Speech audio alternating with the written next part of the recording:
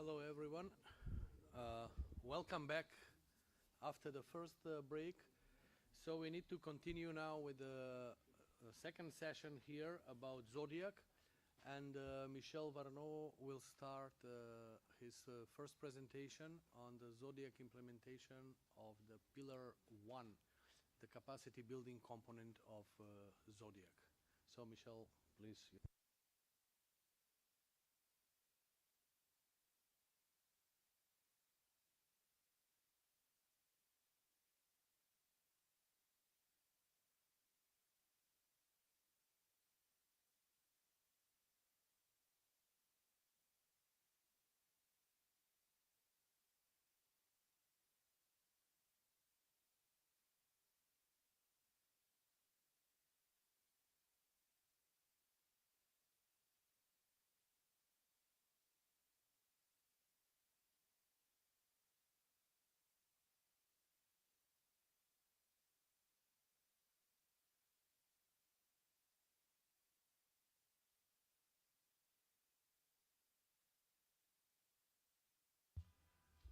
Sorry, do you have the presentations there?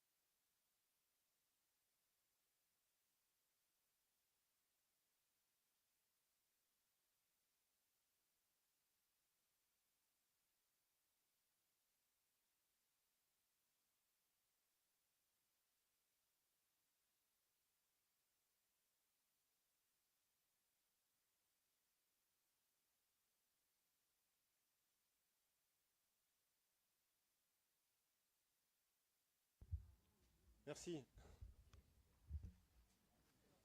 So sorry for there's a small technical issue, but now I think it's okay. Can I control? Je peux contrôler d'ici?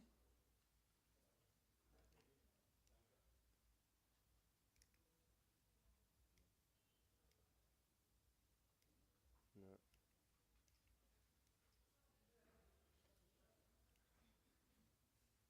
Hmm.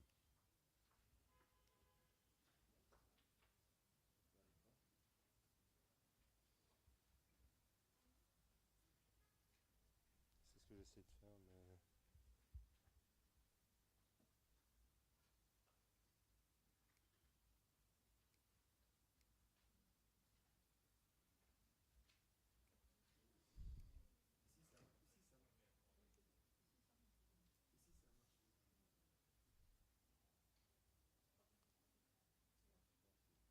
Ah, il ne projette pas la même chose?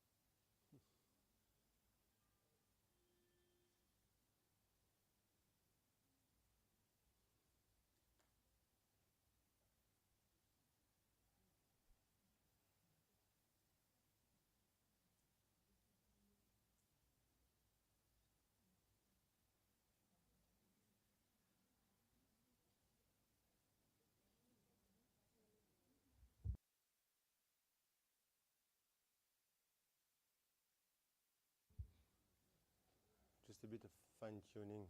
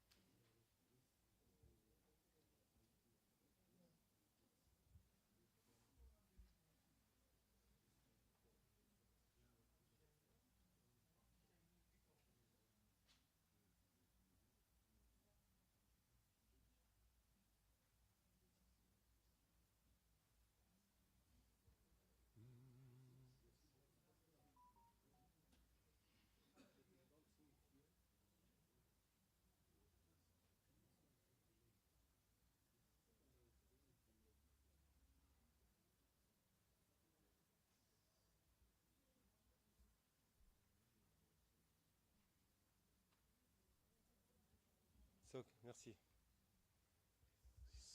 So, apparently it should be okay now. So, I will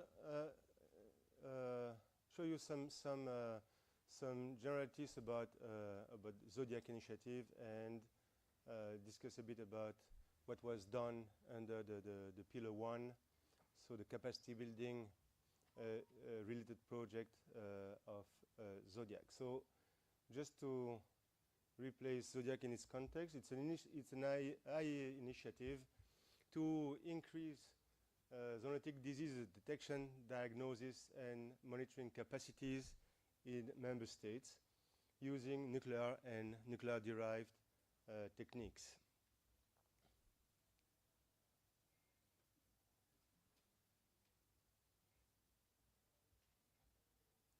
Let's see if it goes.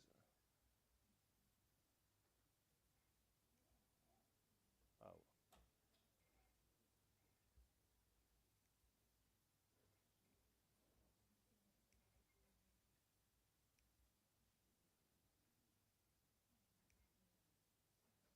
So, yeah, national laboratories in member states, and it is supported by a typical technical cooperation project, which is an inter-regional project.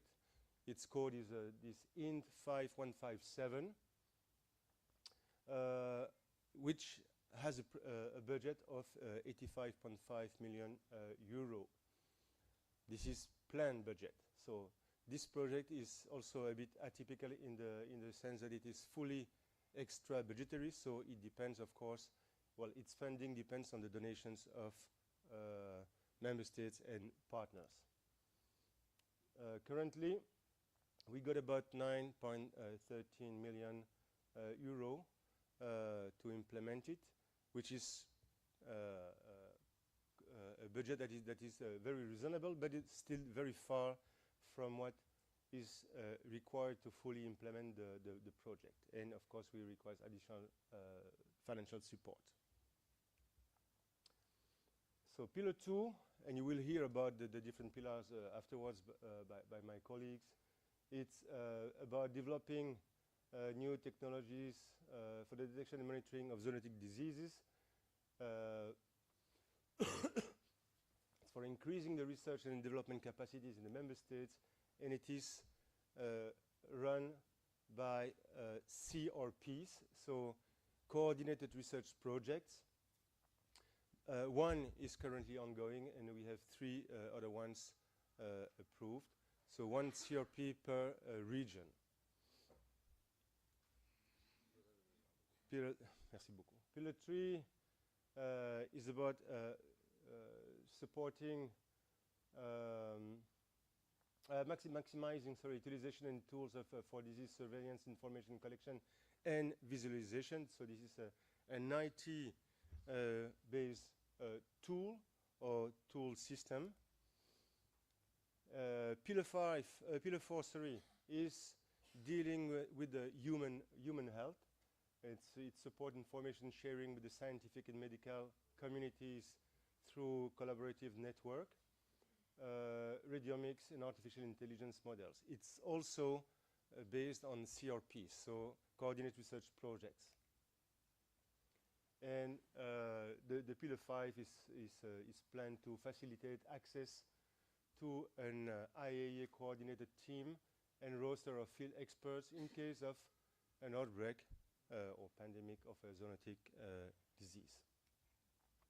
So now I will, this is just to describe a bit the big lines of the initiative that, as you know, started in June 2020 when it was initiated by our Director General, Mr. Grossi. So now I will give you some information about what was done in the capacity building, for the capacity building part of this initiative. So this part that is supported by the technical cooperation project in 5157. So everything also started, of course, by the adhesion of the member states to the initiative. And so far we have 151 member states that have officially nominated a coordinator, so ZODIAC National Coordinator, we call it ZNCs, and 129 member states that have officially designated a ZODIAC National Laboratory, ZNL. You can see here also that the distribution per region, and Africa definitely is the most represented, also because there are more member states in the African region, but many, and in fact most of them actually joined the initiative. We still have 4 member states not in, but in fact, these are very brand new, in fact, member states. They will be joining soon, hopefully. So this is the distribution of the ZNLs in the world. Each blue dot represents a capital, in fact, that designate ZNL. And you see we have 44 African member states with a ZNL. I had a map with the ZNCs, but okay. Anyway, grossly the same map applies for the ZNCs. We only have one member state that designated ZNC and not yet ZNL. So this is about the progress we did under the procurement component. As I told you, we are still far to have got all the budget that we are expecting. And so we have to proceed by phases for implementing the project, and especially the equipment procurement component, because of course it's quite expensive. And what we did in this case, so remember that we are dealing with 129 member states, 124 TC recipient member states. So we developed packages for a full laboratory of serology and a full laboratory of molecular diagnostic, and also a full platform of whole genome sequencing. So when we have funds available, we are selecting ZNLs in the different regions to try to keep fair, let's say, from the point of view of the geographical distributions among the regions, also among the level of advancement of the laboratories. And so far, we have finalized the procurement of 39 packages with 39 ZNLs over the globe. And each these packages are, of course, templates. It's a full laboratory, but it's a template. And our objective is to adjust each packages to the specific needs of each of the ZNLs. So we have typically meetings with the representative of the ZNLs. We propose them the full template for the laboratories, and then there is a work in the laboratories, and then between the laboratory and ourselves, especially our technical officers, to discuss about the fine-tuning of the compositions of these packages. We are also currently in the process of shipment of additional packages to 18 other ZNLs. So that came a bit later on, and some of them, 4, are in the process. Some of these 18 additional ZNLs are in the process to fine-tune their packages.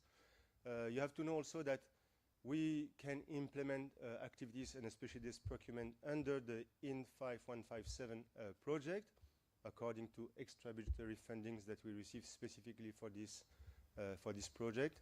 But also we can do it through some other project. And for instance, in the African region, we have these region projects on zoonotic disease, the RAF 5089, that is also supporting a few ZNLs in the region. And then, of course, specifically for Africa, because this is an African regional project. What we noted also in the more recent time, I would say over the last 2 years, we received some particular donations for ZODIAC, but often now they are earmarked. So they're coming from donors targeting some specific countries or some specific activities. So by now, you see 39 plus 18, we have 57, correct, yes, 57 laboratories that were or are being supported with this procurement. It's a lot, but it's still not enough. We still have about 70 recipients ZNLs that could not yet been supported. We are, of course, working hard on that. So, as I told you, there are mainly three different kinds of equipment: serology, molecular diagnostic, and whole genome sequencing. I think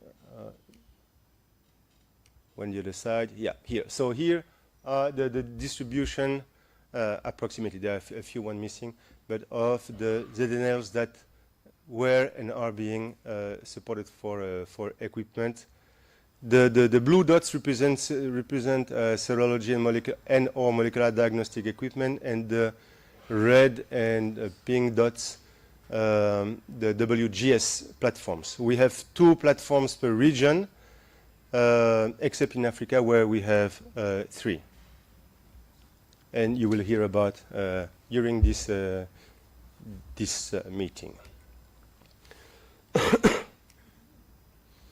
So now this is about the progress in the achievements under the HR, so human resource capacity buildings.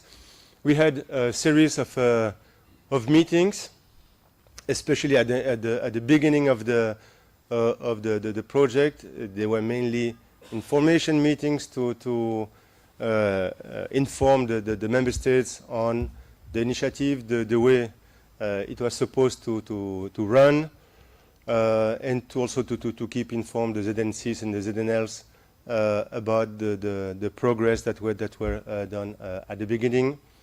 We had a series also of expert meeting for different things. Also, we had expert meeting for the different regions to work with international experts and experts from the regions on the disease, the priority diseases to be targeted, mainly in the context of the training that we were planning to do. And we had also, I noted this first expert meeting on biorisk management, because this is still ongoing. It's an activity that we are trying to finalize at this time. So we started in 2022. So it's a long process.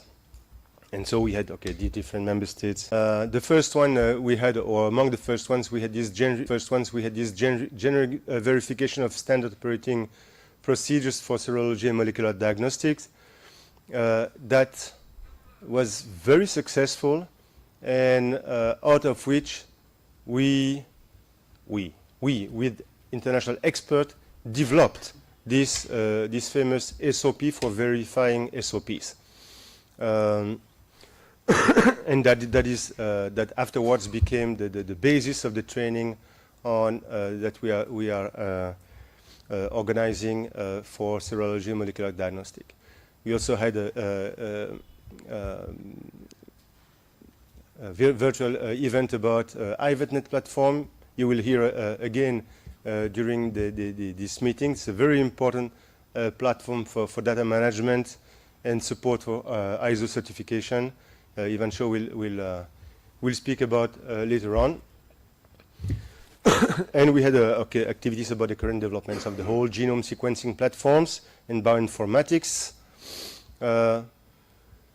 We had also a series of ad hoc virtual workshops. This is a good, let's say, the easy part of the virtual meetings is that you can organize quite rapidly an event according to the needs. And for instance, 2 years ago when we had this famous outbreak of monkeypox and also of Lassa fever, we organized a virtual workshop and bringing all the ZNLs, inviting at least all the ZNLs to share with them in a very short time a maximum of information on the way to diagnose and some lessons learned about control strategies also.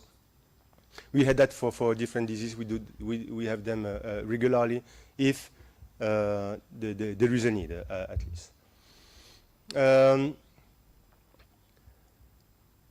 Yeah, the last bullet there is the generic SOP that we developed. So out of this, this first inter-regional training course. And so this is for the serology and molecular diagnostic aspects. And the second bullet there is the training we are organizing for those few numbers of veterinarians that were selected to be equipped with whole genome sequencing platforms. For this whole genome sequencing, we are working by training, by individual training, so fellowships, and typically we have a fellowship that is composed of 2-3 months period. One for learning about the wet part, the wet work with the WGS platform. The second one is dedicated to bioinformatics. These WGS platforms were, as it is the case for serology and molecular diagnostic, were also considered as template, and we selected 2 different platforms, the Ion Torrent one and Illumina platform. And so, of course, the selected veterinarians have the choice to go towards one or the other technology, and then they are trained accordingly. Typically, so far, the Ion Torrent training are run in the IEA laboratories in Cybersdorf, so in the joint FAO-IEA division, mainly by our friend here, Charles Lamien and his colleagues. And Illumina platform, we had a training held in the US, but then our CNRST here plays a very important role in the training for Illumina WGS, and we already had 3 fellows trained here, and we have 3 coming in December. 4 already done. Sorry? 4 already done, and 3 coming in December. So, and this is also a very important fact for us. We always try to have the training done in the region, of course, if the capacities are there. And Morocco is a very, in general, not only in ZODIAC, but in general for the African region, Morocco is a very important, the first one, in fact, in the region even, a very important provider of training. For the region and outside of the region.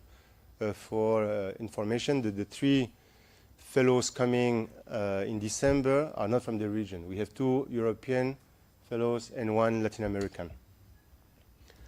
Oops, I touched the wrong button. Oh no.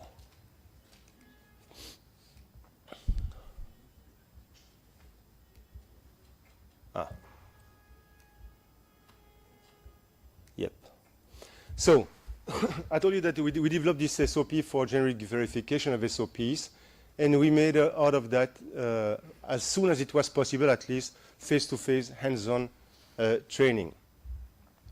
The global objective in ZODIAC work plan for the Pillar 1 is to train at least 5 staff per ZNL.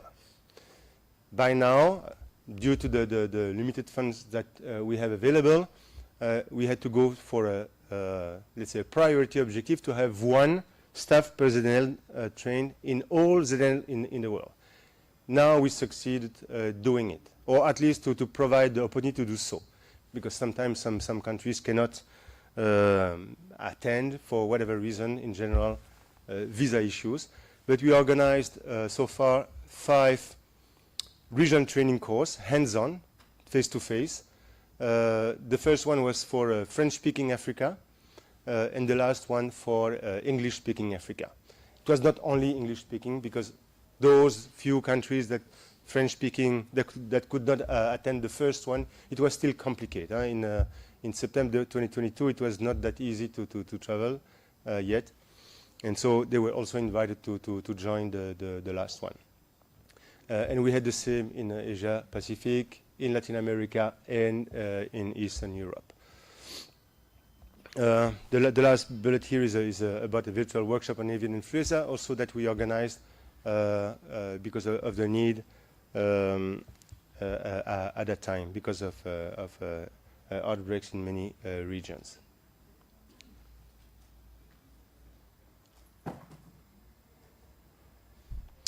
This is about biorisk management in this context, and it was done not under the INT project, but under a regional project, RAF 5082 on biosecurity, biosafety. We organized two very specific training courses about calibration and verification of biosafety cabinets. This was very particular because it's a very short training that was followed by an examination session by certifying trainers, and so that who were able to deliver official certification for the participants who were successfully passing this exam. This was a kind of pilot, so we organized that in the context of a related project in a regional project in Africa. We wanted to do that as a pilot for ZODIAC, and it was very successful, in fact. At that time, we had a lot of issues. It was a very bad period for traveling as well. We had a lot of people who could not attend the training because of visa issue, and it was very particular. We had 25% of the candidates who could not reach the training place, and the training place was in the Cybersdorf laboratory in Austria. But those who could attend had 100% of success. So all the participants were certified for verifying and calibrating biosafety cabinets. So we are, and they were also provided with the corresponding equipment and consumables to be able to do that at home in the home laboratories, but also the other national laboratories that could be in need of this calibration verification. So we are hoping to be able to continue that kind of training in ZODIAC when we'll have the funds for that.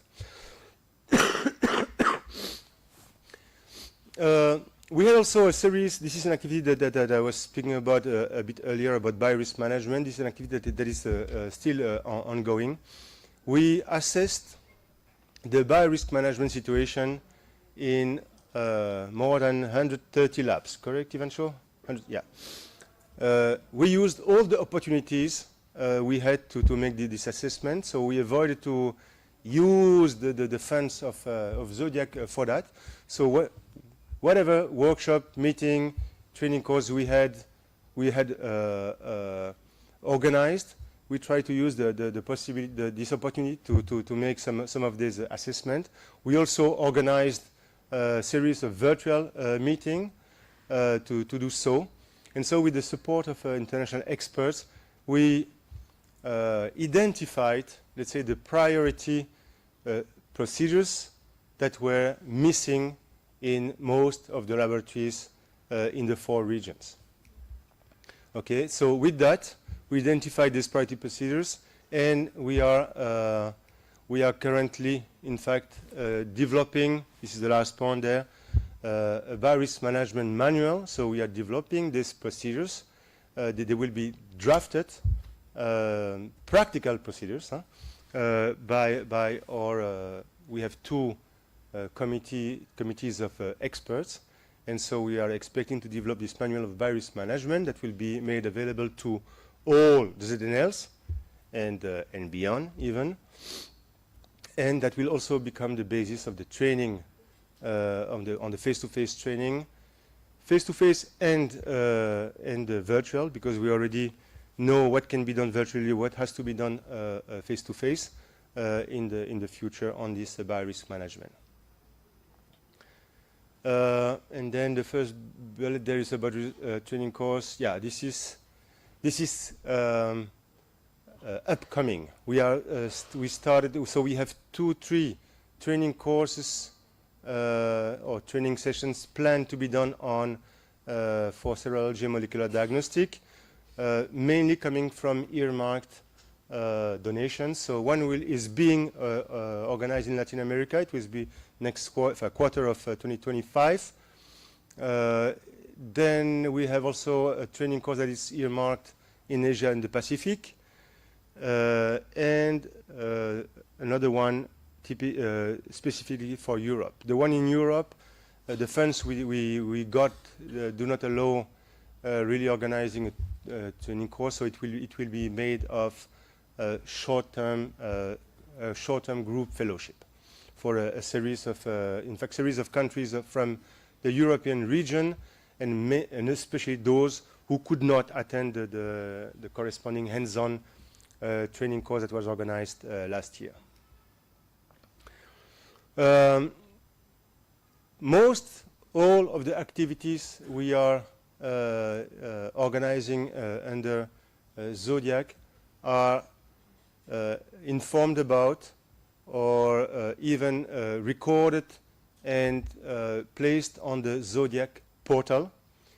Normally, you should all know about this portal, and I hope you are using it. We have quite a good number of visitors coming regularly on this portal. But so please, if you don't know yet, if you are not a regular user, I really recommend you to use it. There is a lot of training material. So, for instance, the training course, the workshops that we organized are recorded and posted on this portal. And of course, they are available for you to train additional people. You can use them also as material to organize your own training courses. And of course, we are thanking very much the donors that are supporting the ZODIAC initiative so far, and we hope we will get some additional support, financial support, to continue working on these activities. Thank you very much.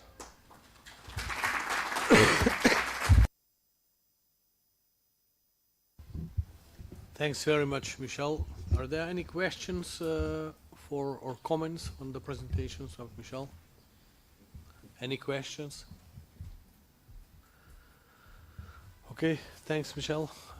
I'm inviting now Charles to start his presentation on the implementation of Pillar 2 of ZODIAC. Michel mentioned that Pillar 2 is about research and development of new tools for diagnostics and the characterization of zoonotic pathogens.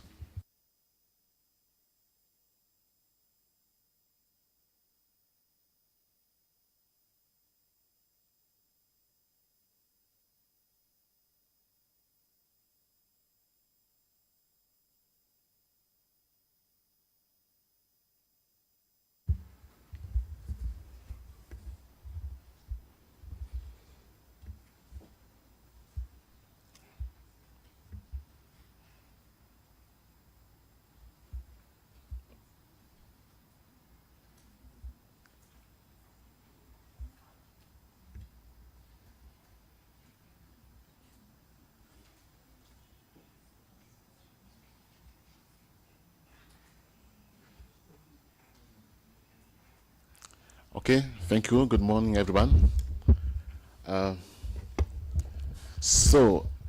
My task is to talk about what we are in terms of R&D planning to do or doing already. The idea is we're talking about sometimes diseases or pathogens that we haven't met yet. So the thing is, capacity will really be there if we are bringing the proper tools. And sometimes we need those tools. Those tools can be created through R&D, through collaborative research, through good validations, so that they can produce meaningful and useful results. These are also strategies that we can create, test in several settings, and make sure that they are giving meaningful results, so that they can now be deployed in national surveillance systems. So this is what the R&D is about. So we consider this as part of creating the capacity, because without those tools, we won't be able to see those pathogens. Now, I will start by trying to puts the context to this. You know, this last few years, we have been disturbed by multiple zoonotic diseases, okay? So our people livelihood, health, global economy, and COVID is one of them. And new infection or new diseases with epidemic potentials have increased fourfold this last few years, okay? And then since 80s, the number of new outbreaks per year are just growing. It's more than tripled. And the important thing to know is that every viral pandemic since the 90s has resulted from spillover of viruses from animals into human, meaning that the next pandemic could be again of zoonotic origin. And infectious diseases risk is currently very concentrated in tropical regions with high wildlife and diversity and let's say landscape land usage. So these areas are kind of cost-effective area for proper surveillance. Okay, so if we can focus and bring some of the surveillance tool to next to those hotspots, it can be an effective way to prevent first the spillover to human and even the spread across multiple countries, so we can be more effective.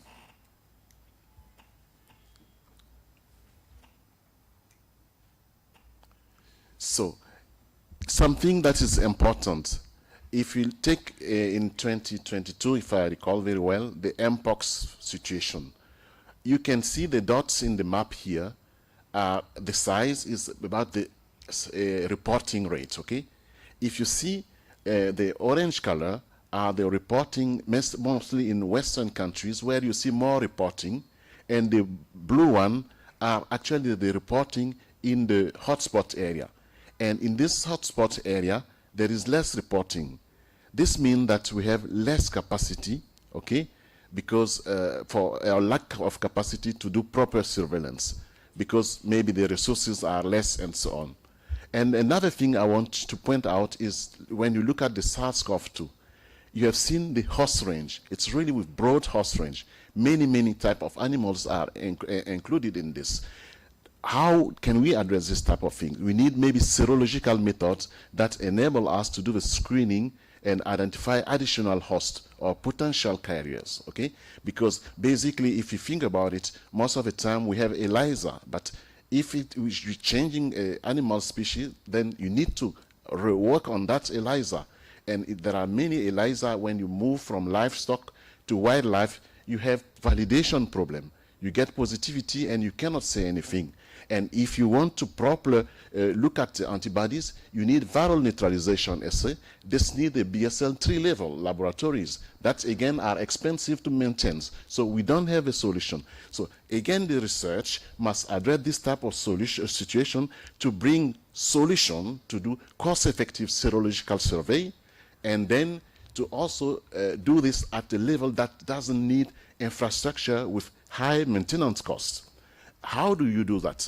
Just to give you a very recent example, look at the avian influenza situation. I'm also giving there with both a broader host range. But this year, for example, or let's say since a certain time, we started to realize that cattle was infected, now pigs and so on.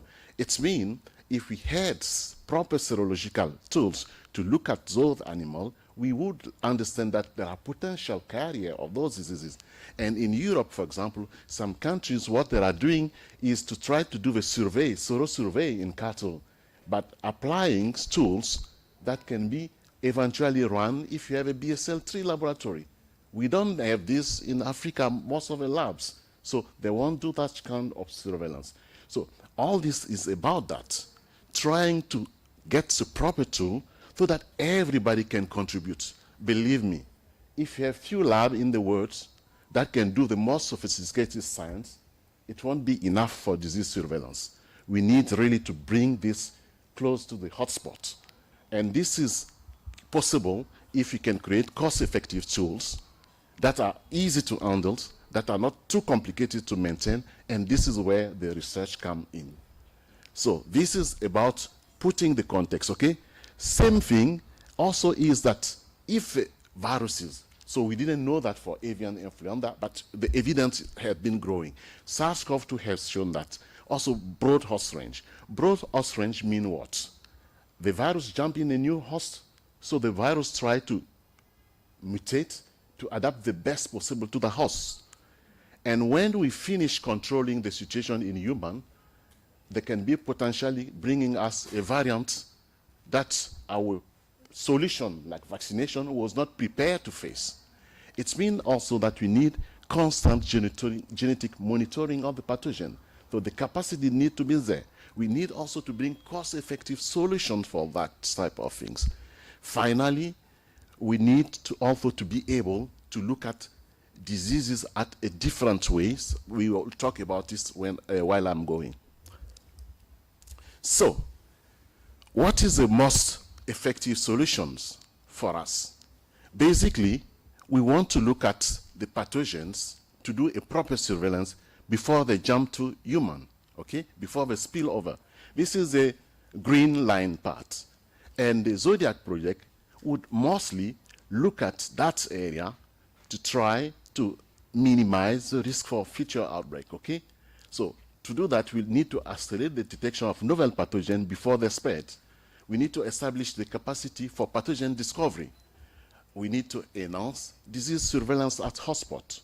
How do we do that? Again, one is the surveillance tool I was talking about, but also a solution that allow broader look at diseases.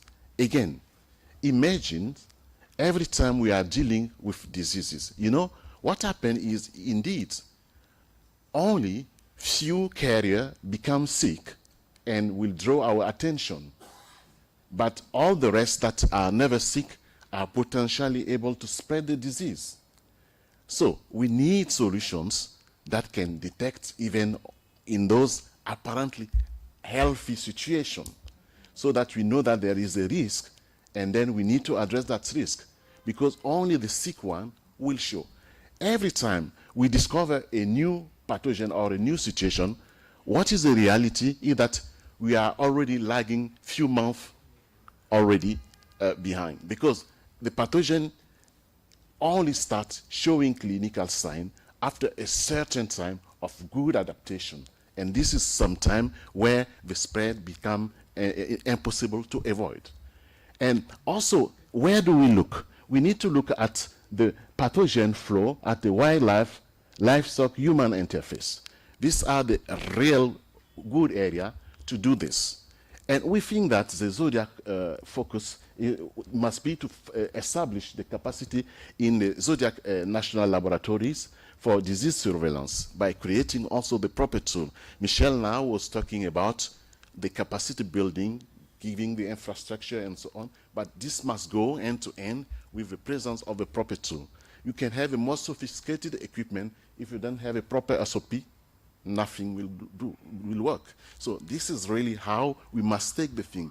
We should not look at research as something where people are just behind the microscope, behind the machine, doing things that are not very practical. No.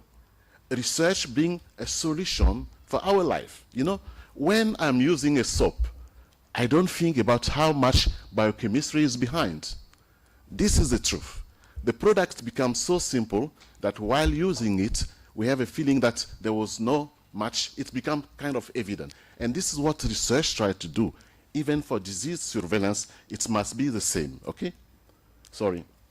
Okay, now, we want to build on the experience of a network that we have since few years that is called the Vet Lab Network.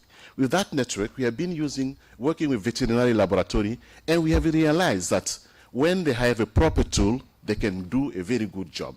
This is a network of laboratory we have in Africa and Asia, and that are funded by Extra Body Sheriff Project, enabling us to talk, to have continuous dialogue. Every year we are meeting, for example, with the director of the laboratory and talking. Some of them are present here, and this is a thought of experience we are building on, but focusing more on zoonotic diseases. So, what is the way forward? to prevent the next pandemic.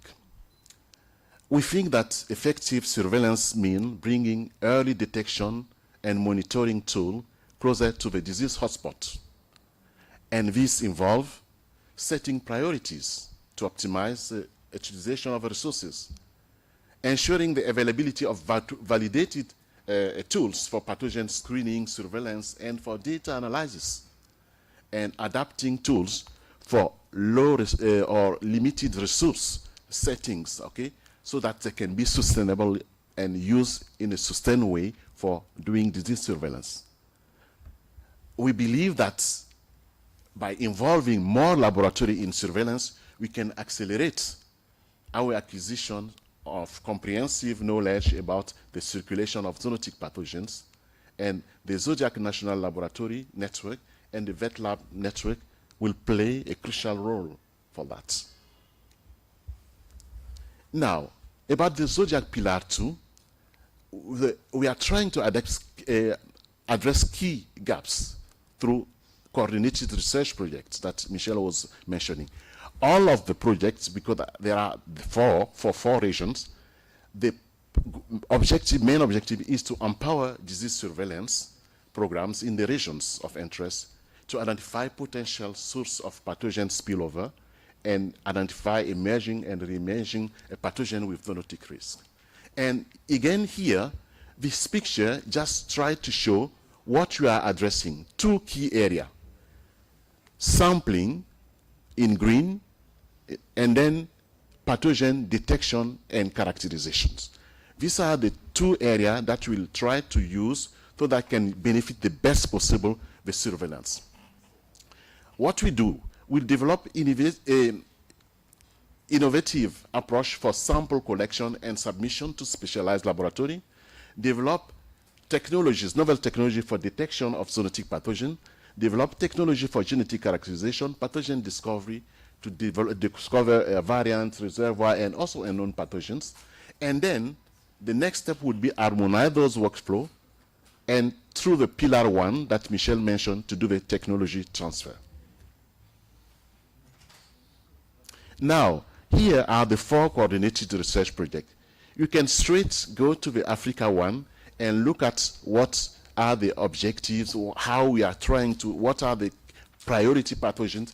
Indeed, those projects was for priority pathogen, is that we think we know best the unknown if you learn to know what is there properly. So we need to start with what is there, how to detect those known pathogens, and that give us the tools to also deal with kind of new pathogens.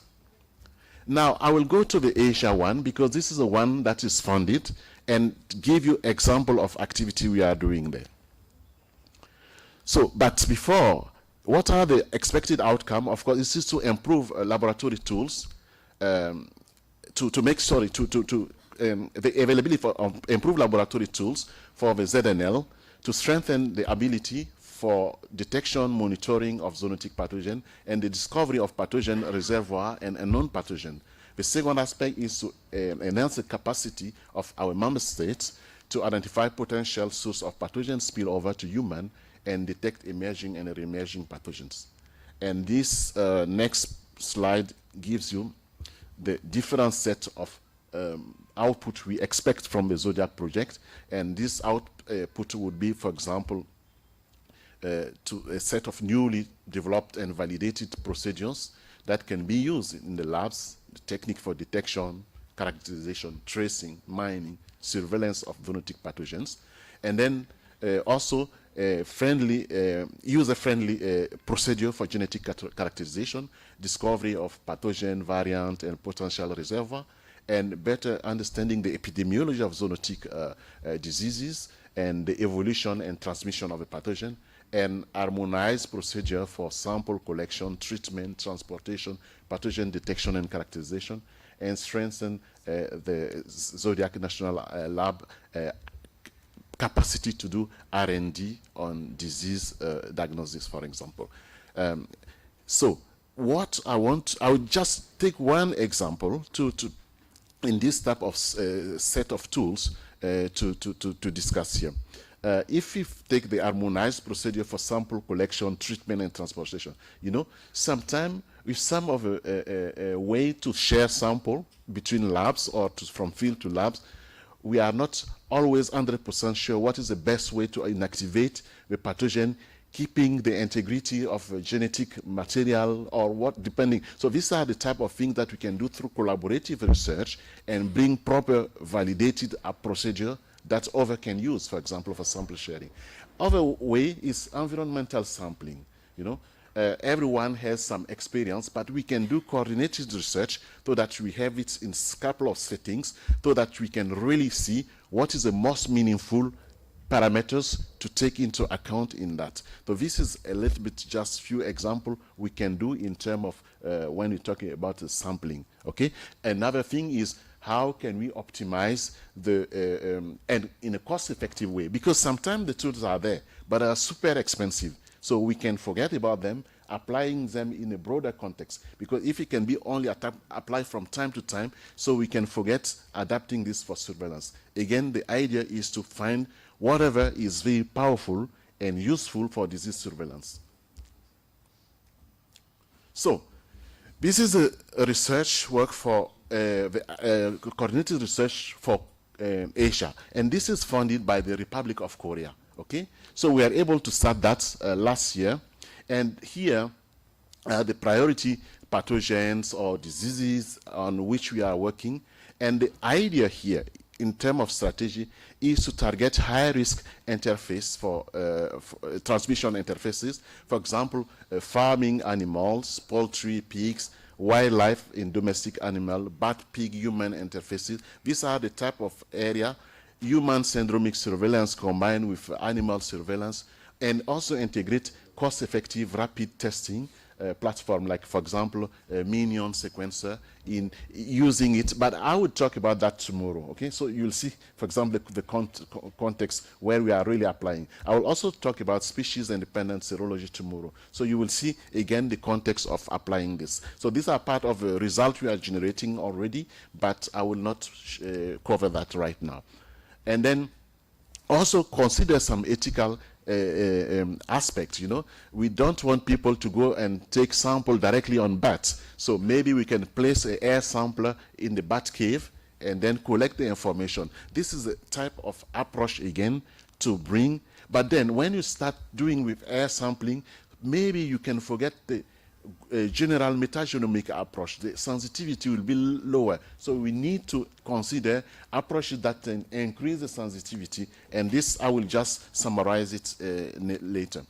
So in the coordinated research project, the principle is to use labs that can apply advanced technology and labs that can participate in the research program. So the one that will apply advanced technology will create the method. And here there are what we, the lab to which we are granted what we call a technical contract. And for the Asian project, there are 3 Korean institutions: the Korean Atomic Energy Agency, Energy Research Institute, the Konkuk University, and the Korean Pasteur Institute of Korea. So these are, for example, the 3 institutions. We are now working with Japanese colleagues to try to get them on board for species-independent serology, especially for the pseudotype virus assay, as one way to bring, for example, BSL 3-4 level pathogen serology into a BSL 2 level serology. That's one of the things we are doing. And then we are planning some activity with Italians as well on both air sampling, but also they will support the Korean colleagues actually in terms of characterizing some of the maps that the Koreans have generated for disease surveillance as well. And this is a picture of our coordinated research coordination meeting in Korea last year in December. So, and then beside the technical contract, we have these countries having research contracts. And these are the topic of a research contract. As you can see, for example, Thailand will be focusing on bats, okay, doing the surveillance. And the idea would be to integrate environmental surveillance and then with kind of cost-effective let's say procedure to discover novel pathogens. And then the detection and for Mongolia, they will also apply the same for emerging and re-emerging pathogens. In Vietnam, it will be focused mostly on pig farm environment to discover potential zoonotic diseases there. And then in Indonesia, we'll have also several animals, that's bats, rodents, and swine. And then the Pasteur Institute of Cambodia is one of the research contract holder, and they are working with us to really improve a pan-viral PCR and nanopore sequencing tools for real-time in-field detection of zoonotic pathogens. So this is the type of thing. The idea is that once these things are ready and validated, they can be used by anyone. An example is just a few days ago, the Cambodia colleagues called me and said, oh, Rwanda want to use this tool. Can we? And the tool is almost ready, so Rwanda can use. But again, the tools, initially the research is done for Asia, but can be, when it's ready, used for any continent. That's the idea. And also there are specific research that will be done in Africa if we have the funding. And as DTG Najat mentioned in her talk, we have funding only for Asia, and we are still looking for support for the research program that we have. It is approved internally at IEF for Africa. So I want just to highlight some strength of a strategy that we are adopting through this coordinated research project. Again, for the result, few results will come in my next talks, so I will not put them here. But one thing I want to say is that applying and verifying novel environmental sampling strategy will enable kind of cost-effective monitoring approach at population level, okay? Without the need to sample individual animal. You know, for example, if you can have air sampler, proper way to collect air sample and see the signal of a pathogen in specific area, then you can focus your surveillance there. But it doesn't make sense to go and sample thousands of animals in a single setup for surveillance purpose, or for something you don't even know if it will be there. So that's the idea. If having strategy that can help us to have detect signal and then focus on the region where the signal was detected. And then metagenomic approach, of course, are things that will help us not to miss any signal, okay? It's very, very frequent that we get a sample in our labs for detecting a pathogen, they're suspecting a pathogen, but we test the pathogen, it's not. We apply a few tools, we don't find a solution until we run out of sample, right? So, in this case, what to do? Metagenomics seems to be one good approach for that, but not in all the contexts metagenomic will be good, but it's really a powerful tool.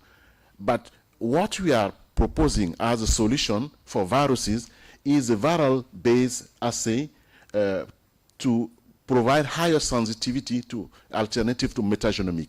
Because the idea is that all the viral pandemics so far, or epidemics so far, that we have gone through, were from viruses of known family. So it was a cousin of one virus we know already. Therefore, if we can have a way to target the family, you will discover probably the next one that will create us trouble. That is the approach. And it becomes more sensitive even to apply it to environmental sample because you will do amplification. That's the whole approach with the viral family-based assay. Finally, the species-independent serology, the idea with that is that you can do seromonitoring and see the signal in animals, and you will detect probably the antibodies in animal where you were not suspecting that that pathogen could be. And this is very important information because it gives you one step ahead to try to look more and more now applying the molecular tools. Again, all the strategy is about making disease surveillance more effective and cost-effective so that it can be applied in kind of routine settings. I believe I will end here. We'll talk more about some practical application in my next talk. Thank you very much for your attention.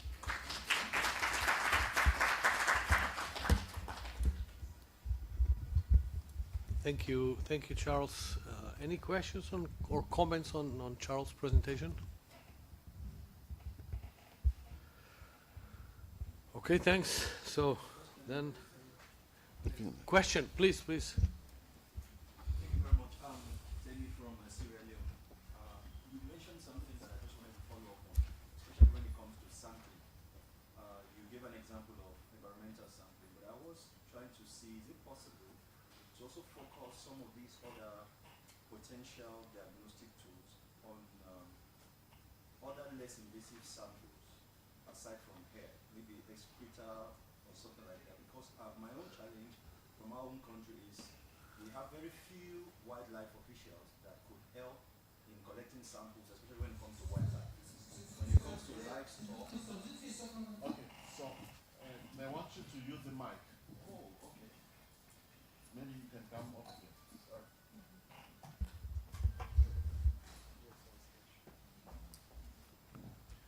Sorry. Okay, so yeah, sorry. Oh, okay. That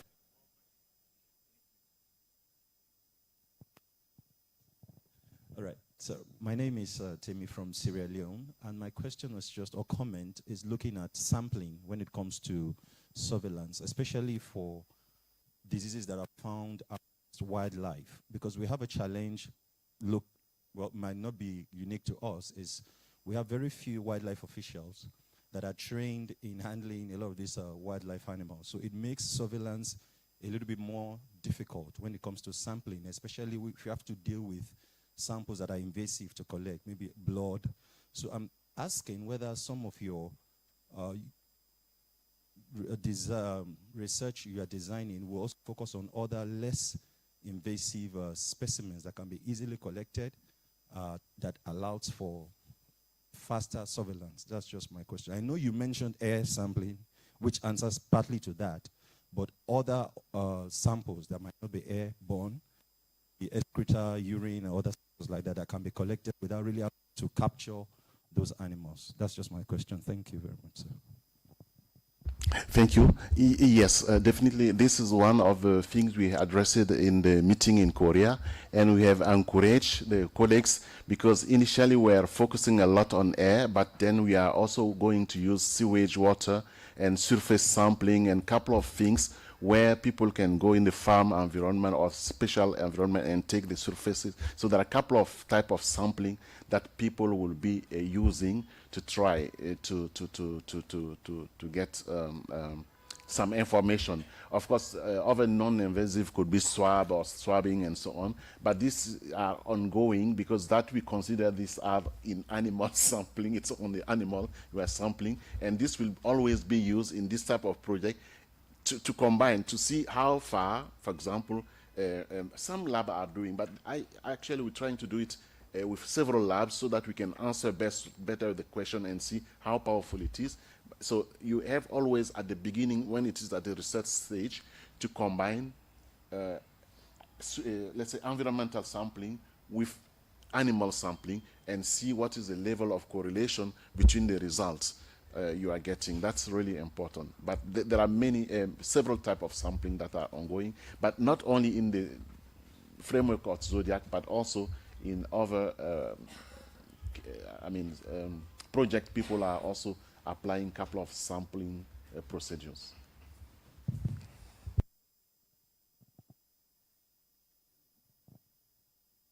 Question? Wade, please. Yeah, thank you very much. I'm Abel Watt from Anavet, Cameroon.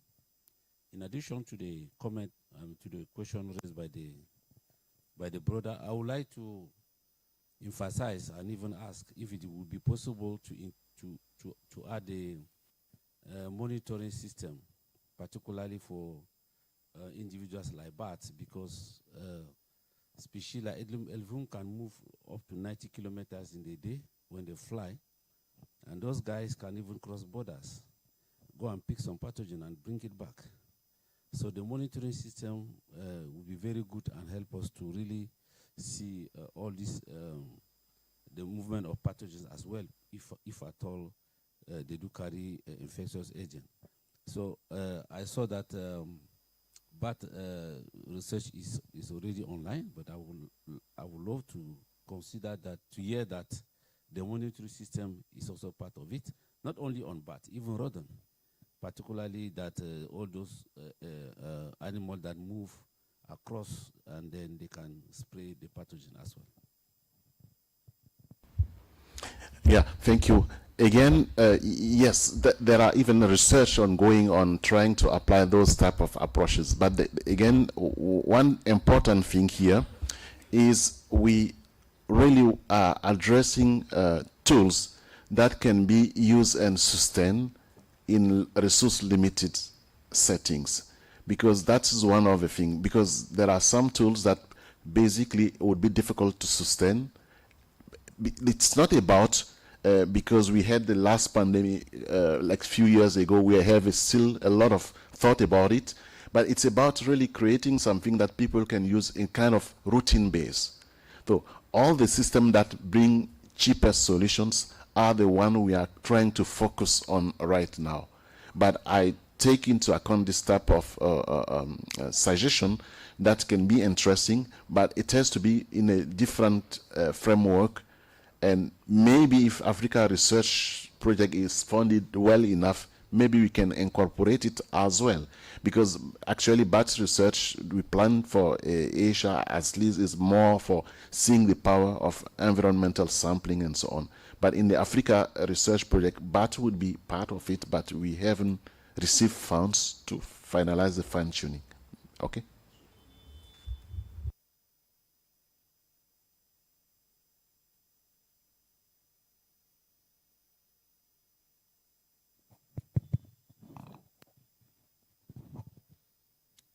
Okay. Thank you, Charles, for your nice presentation.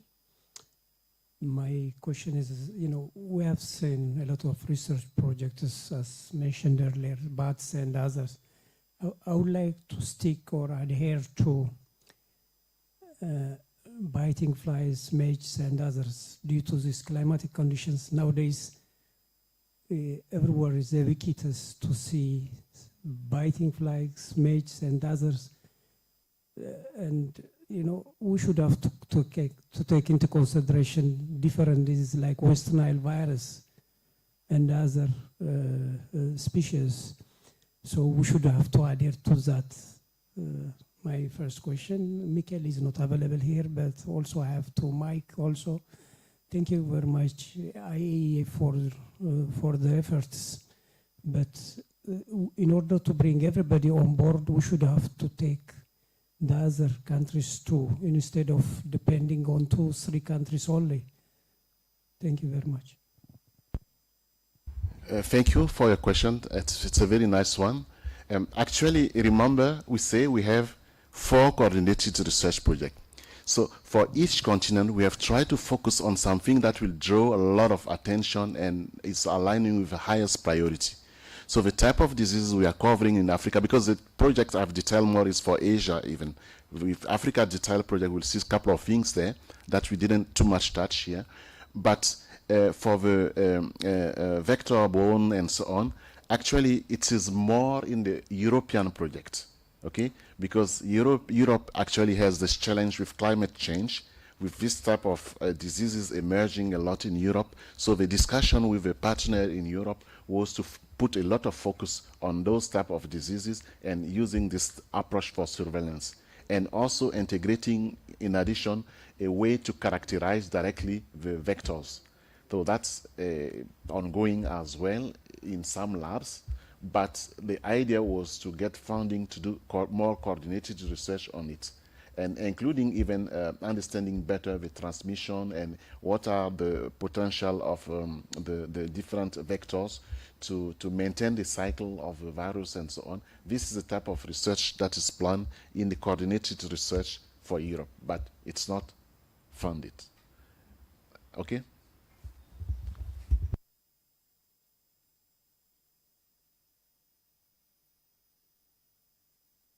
So, good. Yes.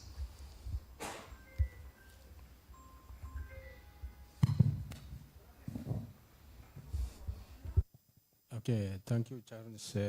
It's very brief and very explanatory presentation. But I have a very crucial question, especially in the research part. You mentioned that there is a rabies and brucellosis research has been conducted somewhere. Now, with regards to the burden and the severity of rabies and brucellosis, I think it should be Africa, at least some countries should be included, especially in Ethiopia. The last literature reports say that every year about 2,000 people are dying because of rabies. At the same time, we don't have treatment and vaccination program for brucellosis. So this burden has to be pre-survey and will be included because these are very high prioritized areas in our country. So what will be the next or the future plan for these diseases? Thank you so much. Thank you for your question. Again, if you have seen the list of priority for Africa, clearly rabies is there, and brucellosis, a couple of those diseases are there. And Mpox, it was clearly mentioned by the stakeholder before the 2022 episode, because this plan was established in 2021. So people know what are the priorities, that is very clear. But there was no funding to do. But what I want to say is tomorrow when I will also present on the R&D activities that are ongoing in our lab itself in the framework of ZODIAC, we are addressing rabies surveillance as well.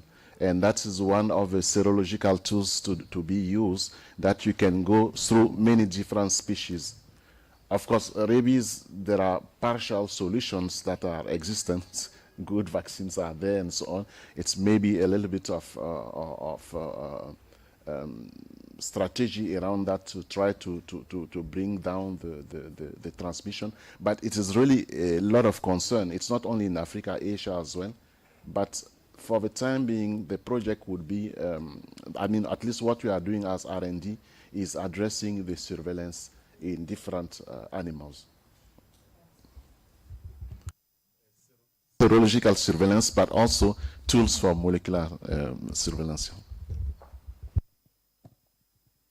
And again, tomorrow also I'll cover another area that is the syndromic testing. That is another type of R&D to improve especially the surveillance of, let's say, diagnosis. Because the idea is, again, whenever we have one disease that is a big problem in our country, we keep blaming that same pathogen every time, even when others are also playing a fundamental role if they have similar clinical symptoms. So how to try to fix this issue also. There are many tools, and some other groups are doing, for example, syndromic testing for nerve disease, syndromic testing for hemorrhagic diseases, and so on. And this is also a powerful way to, again, even do some early detection of some diseases when the problem will come in. I would show you a few examples with transboundary animal diseases, but this can be applied, and we are also increasing, covering more and more zoonotic diseases. Okay, the last question from Faiz. We will, sorry guys, because we have other presentations to finish before the lunch. So one more question from Faiz, but during the discussion sessions today afternoon and tomorrow we'll continue with the other questions. Yeah, thanks. Please. Thank you very much. Faiz from chat. My just small question. I think I captured that you said there is no funding yet for Africa, right? Could you tell us, like, first, is there any hope, like, when that funding would come? And then if it happens, what would be the procedures like? I mean, people should apply for it, or how you would proceed? Okay. That's what I'm interested about. Usually in my answer, I'm not too theoretical, but I'll be very theoretical in this answer. No. So I'll just explain you the coordinated research project mechanism. What happens if we have funding for coordinated research project? We'll launch the project. Then we will select the lab, ask the lab to send the applications and select a few of them, okay? Because also when you want to do a proper job, you cannot do a coordinated research project with 50 labs, you know that.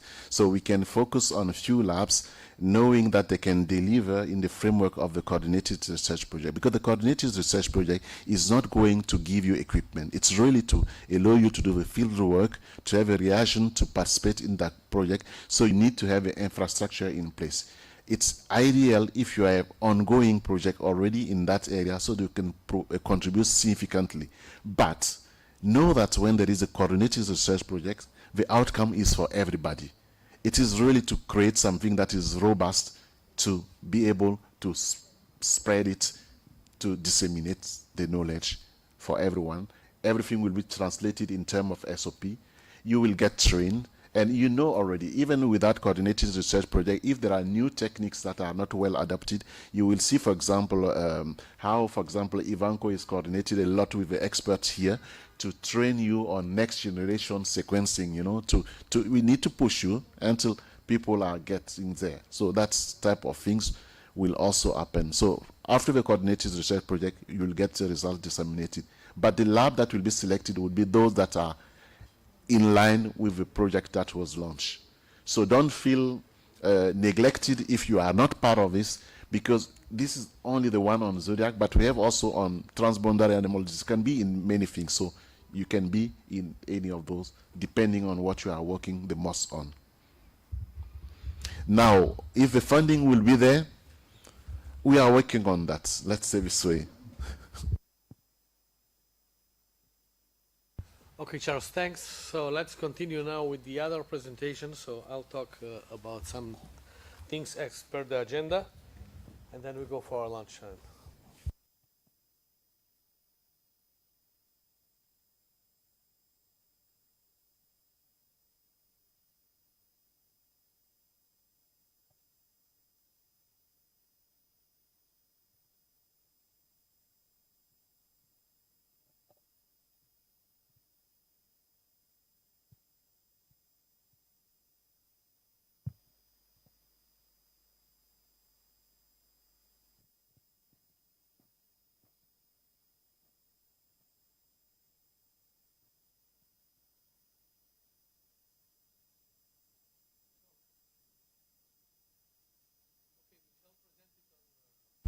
Pillar 1 of ZODIAC.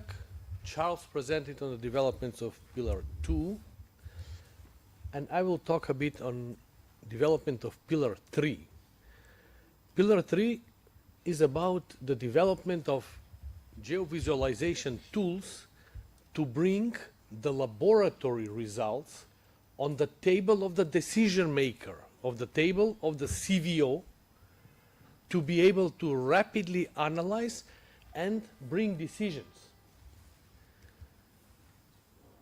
So the context of our laboratory support is something is wrong again with our slides.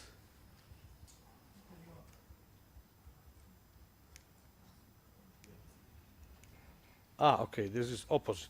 Okay. So when we say we are supporting laboratories, we support this segment of the disease monitoring and control plan. So we are not supporting the laboratories just to have the tools, but these tools should bring benefit in the monitoring program and finally in the control program to decrease or eradicate the disease. So key points in these squares, in these boxes here, are the strategy. Strategy is developed by the decision maker, the veterinary competent authority. The field veterinary services in red. Why? Because they are collecting the samples, but not only the samples, they are collecting the critical epidemiological metadata.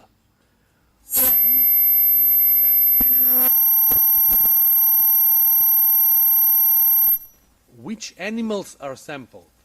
Where are the sampled animals? What kind of production category are these animals? What is the risk of transmission? So this all data are coming from here. So once the samples are collected, they go to the laboratory, and we mentioned several times validated and verified diagnostic techniques are disseminated through our program for detection. So detection means first we have to be able to say, yes, no, I have the disease or I don't have the disease here. And the second question is, okay, if I have it, what kind of pathogen is this? So then we use advanced molecular, advanced typing, classical typing, whatsoever, to characterize the pathogen. So that's why we are repeating permanently, even a little bit maybe boring, detection and characterization. And then once the results are officially submitted to the decision makers, there is action to be taken to control the disease. So these actions, so the results are going back to these guys here, to the decision maker, and then they are analyzing the effects of the control measures, and again it goes back to the strategic plan to update or fine-tune to improve the effectiveness. Now under ZODIAC we said, okay, having the labs, huge number of labs in our network, it's a good chance to facilitate the reporting and bring the information to the decision maker level. So the current communication or a recording of the events on the field or in the lab is the paper. So these are number of submission letters we managed to download from internet or from many of our partner laboratories.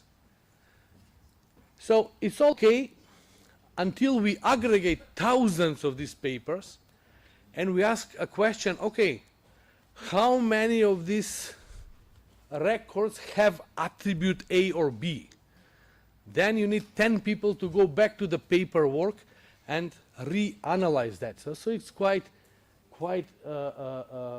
impossible, difficult or even impossible to do analysis or to pick up historical record back. So from this reason we said, okay guys, ZODIAC is a good chance to develop something for member states that will facilitate this record keeping. So goal number one was to shift from manual to electronic data collection. So no paper, but rather mobile devices, mobile phone or iPod, iPad, whatever is available. The second thing is compatibility with the existing information systems that are already implemented in the field. And these are mainly the WAHIs of WA, where authorities report the diseases. FAO Precise system, which is established and working for decades. But also our colleagues from Teramo together with FAO have developed this SILAB system, which is again compatible with the other systems. And there is another field operating system called MI. So we were thinking, if we are developing, we don't want to discover hot water, but we want to develop something that can continuously speak with the existing systems. So if you have SILAB or Pillar 3, it will be the same because the data can be easily transferred upon authorizations of the responsible people in the laboratories. Then we want to enable for a rapid transfer of records to the existing information system. This is also an obligation of member states, of the CVO of the countries, to report on notifiable diseases.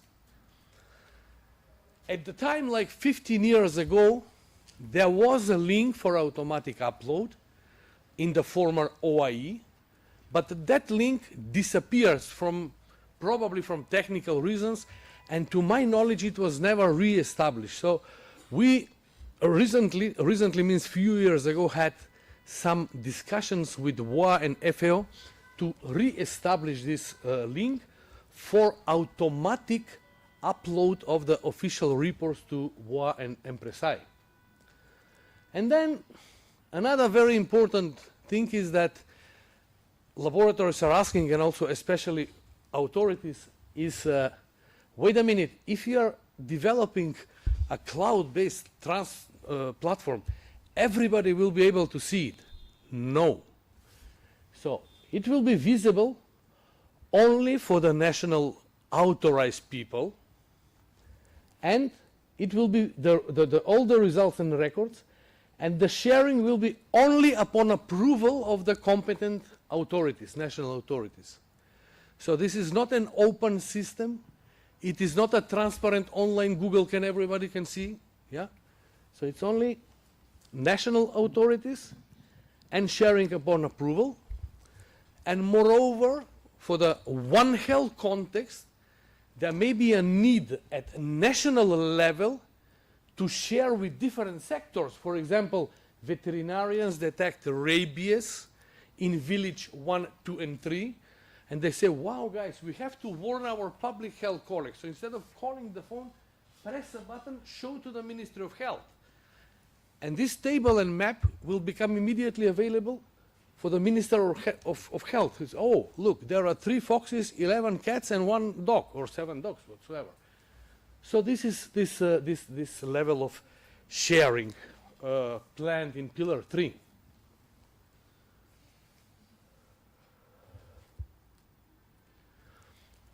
So the context of the boxes I've shown are here graphically presented, how the workflow should go. Yeah.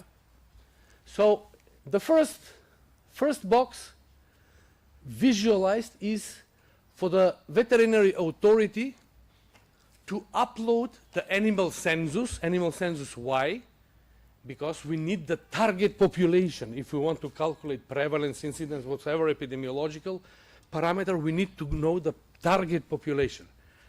I'm checking 50 chicken, not 5,000, not 500. 50 chicken, 3 are positive. This is 6% prevalence. Yeah? So that's why the animal census. And also the national authority, based on the epidemiological teams, actually this is the animal health officer, they calculate epidemiologically how many samples, so which fraction of the animals will be sampled and tested. So these guys will develop the plan. The plan will go to the field veterinary officer. Field veterinary officers are sometimes veterinary practitioners in our counterpart community, and sometimes are the laboratories themselves. So in some countries we have plenty of laboratories that are also responsible for sampling or implementation of the national monitoring plan. And then these records and samples collected from the field, they go to the laboratory. The laboratory is doing the analysis, and then the results are going as individual or aggregated numbers, again at the head veterinary office, animal health officer, epidemiological team, chief veterinary officer. So this is the workflow in Pillar 3. What is the real visualization is, this is what is so far developed, because through some collaborations, communications, junior professional officers, interns, knowledgeable, educated people, we manage practically without support to develop some skeleton of Pillar 3. So this is realistically developed on the cloud of IEA. So here is the presentation of animal census data visible for the national veterinary authorities. So I won't go too much in detail, but there are historical records, trends in increase, decrease the population, productive performances if you want, and whatsoever.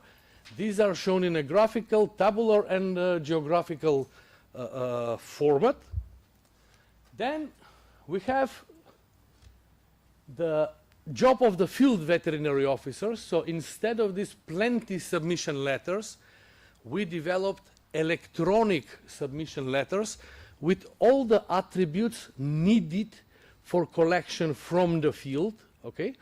And once these attributes are collected at the farm level, this is transmitted by submission to the lab through an official submission letter which is automatically generated for the official lab.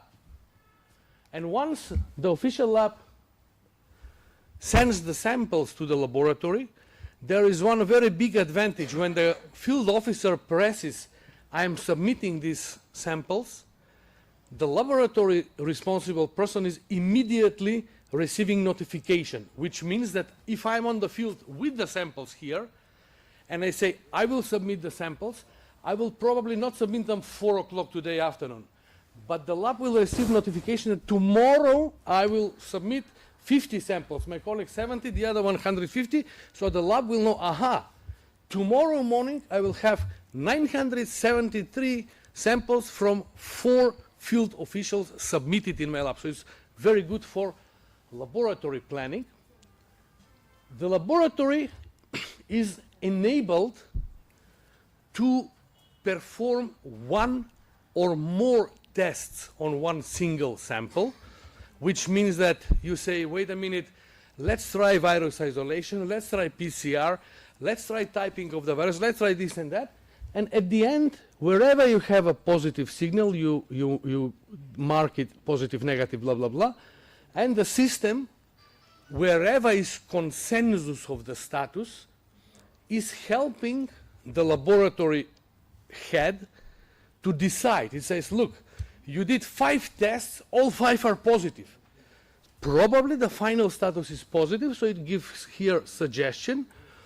For those samples where you have inconsistencies, the system is notifying the lab, is putting a question mark. Wait, here 3 out of 5 tests were positive, but 2 were negative. It's up to you now to decide. Why is this gadget here? Because the chief veterinary officer doesn't want to hear, look, Dr. XYZ. This sample, is ELISA positive, PCR negative, isolation positive, this negative, this suspicious. No. He's asking, or she is asking, is this cow sick or not? Not the ELISA status, the cow status. Okay? So that's why this gadget should help the, let's say, assigning a status of that animal. And then we have here another very useful thing. This is the percentage of implementation of the planned measures within a certain period. And here you see the mapping view, and we see the graphical view. So the maximum peaks here are the planned samples. The orange ones are the collected samples. The light purple are the samples that should be taken, and the blue ones should be the samples that are already declared positive, negative, or sent samples. So it's easy to monitor and analyze the monitoring system. There is also a very good built-in module to plan the monitoring or action plan. For example, we have outbreaks here. You have frequently seen this with this highly contagious infectious diseases, infected zone, surveillance zone with foot and mouth, African swine fever, classical swine fever, everything. So when we select, okay, we have foot and mouth disease, the system is automatically showing the built-in legal declarations of legal definitions of what is infected zone. For example, if it is foot and mouth disease, 3 kilometers infected, 10 kilometers surveillance. If it is blue tongue, I don't know, 10, 20 kilometers infected, 50 kilometers surveillance zone. And the system is automatically calculating for the users how many susceptible animals are here and how many in the infected and in the surveillance zone. And it automatically gives you here how many of them will be covered in the administrative areas. You see this one in orange color here. How many animals will have to be killed or vaccinated or this or that, any action. So the decision maker will immediately know, yeah, I need for the red zones, I have to kill this number of animals. In the blue zones, I need to kill or vaccinate so many animals. And because I have direct contact administrative areas, I will have to vaccinate these ones here, and the system will automatically give him or her a possibility to immediately calculate what is needed to be done and what is needed to be implemented. There is also a gadget to monitor this one here, the same way like the sampling. We can monitor here the slaughter, the vaccination, the culling, or whatever is needed for that specific disease. And there is also one module for what I mentioned, to share with different sectors in the country. So if we want to notify the public health authorities, we can simplify these maps and we can immediately share with the public health, look, here is brucellosis or rabies or whatsoever. 3 cases in sheep, 7 cases in goats, 11 cases in cattle. They are in this and these villages. This is the test performed. This is the confirmation. And they can immediately see that. So I think that was more or less about Pillar 3.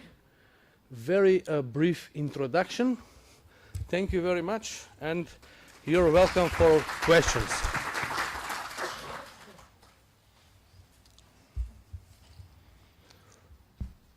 Any questions? Please, Mustafa. Thank you so much for this very interesting presentation. And I hope that what it's done for veterinary field will also be connected with the human disease. Yeah, public In health. fact, we will have this kind of real-time supervising if we have some outbreak, and we have also some human contamination, and superpose the two, and Yes. we can resolve some zoonotic disease. Yes, very, very easy. And another we discussed internally many times on the gadgets built into this application. We can also see the historical impact of the eradication campaign on the human health component of the disease. For example, we vaccinate against brucellosis this year. What is the situation with brucellosis next year? Is there any impact or there is no impact? If there is no impact, we have to think why. Yeah?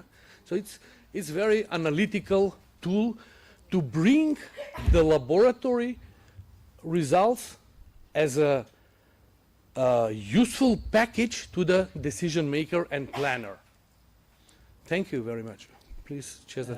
Thank you, Ivancha. Very interesting presentation. I have one question, a comment. The question is about the minimum metadata that the application asks to the veterinary officer that go to sampling in the field. Because I think this could be in relationship to the data that are required in the LIMS, in the systems. And the comment is that yes, also in public health, it's very important to have such things, and also the early detection system, because Charlie said that this is possible in veterinary to use maybe also new technologies like mean ion using air sample and so on. But early detection in the hospital is very important too. Yes, I fully agree. So as I mentioned, this initial product, this is initial skeleton, I would not even call it product. This is just testing of the workflow, and it works. But the development of the real product is planned to go as a CRP. And in this CRP, we plan to have WOA, FAO, and also CLAB team from Teramo to start the development of fully compatible attributes with the property, obligatory or not obligatory, so that we have full compliance with the other existing. Because we know already that WAHIS and the Empress-I and the CLAP, there are some data sets that are obligatory. So we have to adjust them to be obligatory here too. And we have to design as a later part of this product a kind of compatibility exchange. Why? Because if the people have installed CLAP, we don't want them to destroy CLAP and then look, we have pillar one. It's not the way we think. The idea is leave them keep work with CLAP. If they start to use the pillar 3, they can immediately transfer communicate data, and opposite. If they use CLAP, tomorrow they want to have some advanced analysis over the pillar 3, they can simply synchronize the data. Very, very easy. But it has to be organized from the very, very beginning. Yeah. Yeah, please.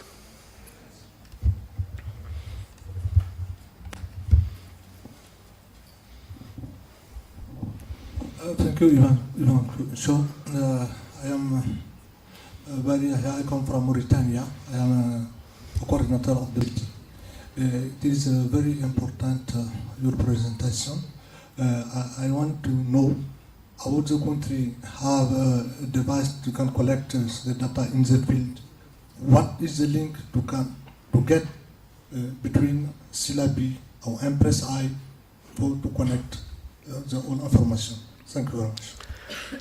So, I think in Mauritania we have several users of IVETNet. I will present later on IVETNet.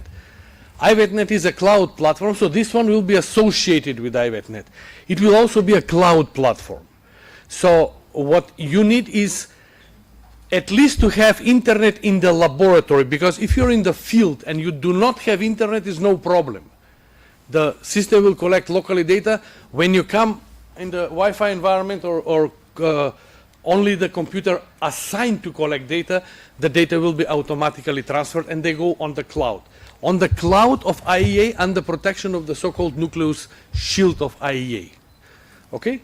And they should not be visible to anyone except us, yeah? IEA and FAO, of course, because we are FAO and IEA. So, but we are not the ones that are intervening or punishing or monitoring someone, yeah? It's a national responsibility, okay? But no others, no one else can see your data, manipulate your data, or do whatever, yeah?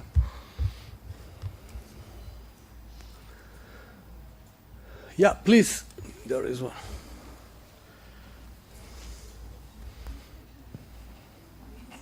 So, thank you for a wonderful presentation. Just a quick one.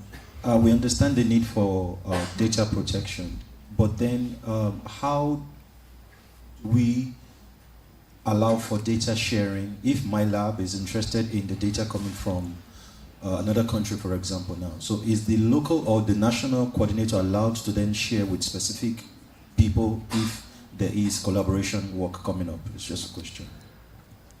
Basically, there is currently there is only the veterinary authority, which means the office, not maybe personally the chief veterinary officer, but the authorized people within the chief veterinary office can share the data with international organizations or national One Health sectors.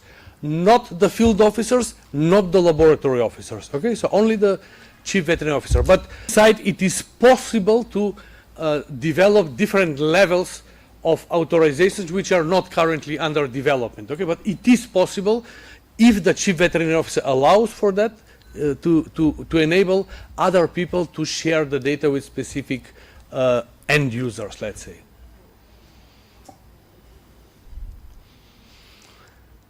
Yeah, please.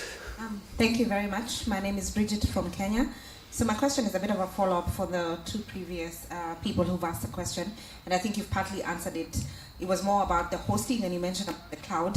So I was going to ask a question. With platforms such as CLAB, it's possible for the countries to kind of like domesticate it and have it in their own countries, especially if they have complex like data privacy laws.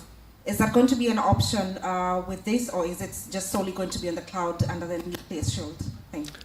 As I mentioned, I think I answered already. So we don't want to inhibit anyone using any software, but at least with the major implemented software, we want the people to live with them, and enable only synchronization, which means I use CLAP, no problem, use it forever. But if you need to process or visualize or analyze the data on a different way in accordance with what is built in Pillar 3, you will be able to synchronize the data and analyze them with Pillar 3. It's the same, to simplify.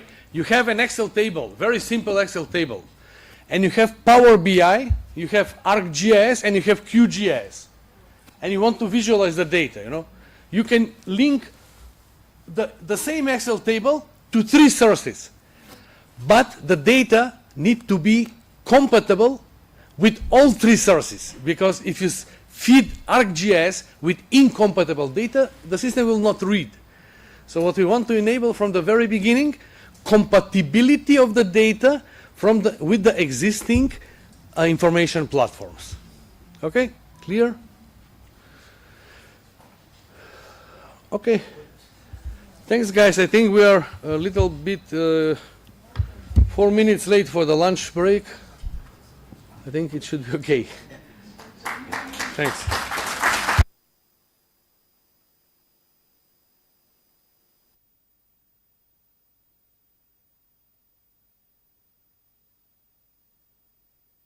Have lunch break now, yeah?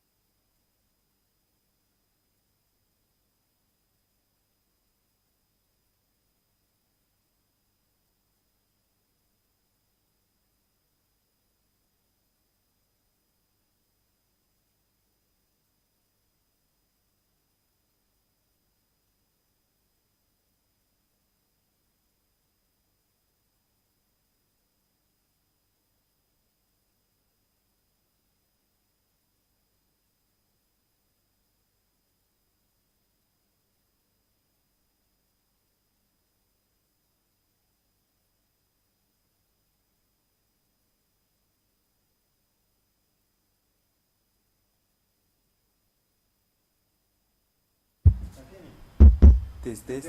Allah.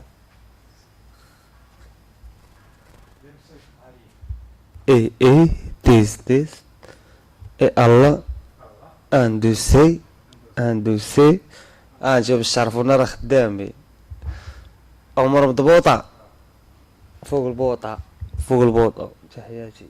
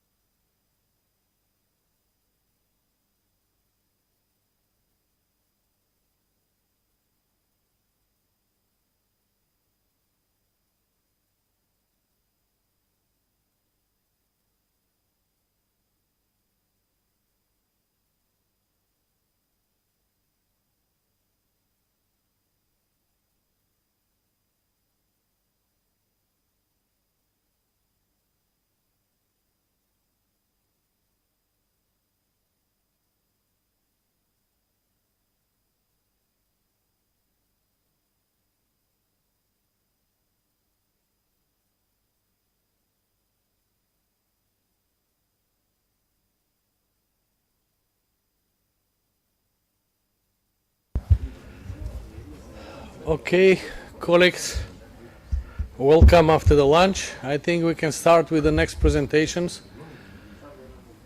I would kindly like to ask the guys at the top there to put the IVETNet one, the one that starts with IVETNet.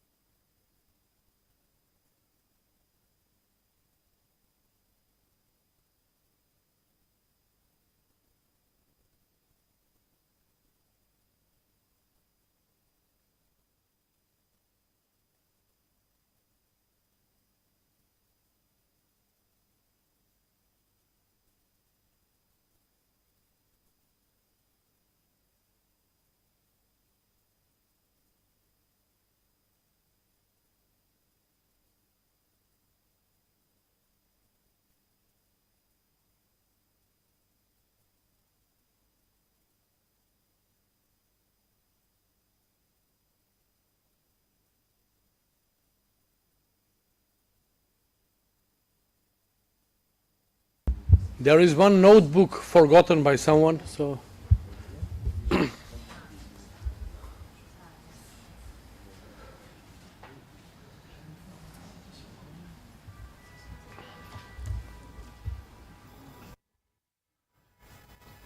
Okay, let's continue with the, I swapped a little with the presentation, so this is something linked to Pillar 3, that's why I'd like to continue with this one. So, this product, this is also an online platform, was developed under our previous CRP, Coordinated Research Project. The background is what? We have plenty of laboratories which have different priorities. Actually, in the veterinary field, we have plenty of institutions with different responsibilities in the disease monitoring control plans, you see. So this, what you see on the left-hand side, are all our partner veterinary or veterinary-related institutions. And on the right-hand side are the ones that are beneficiaries of our programs, yeah.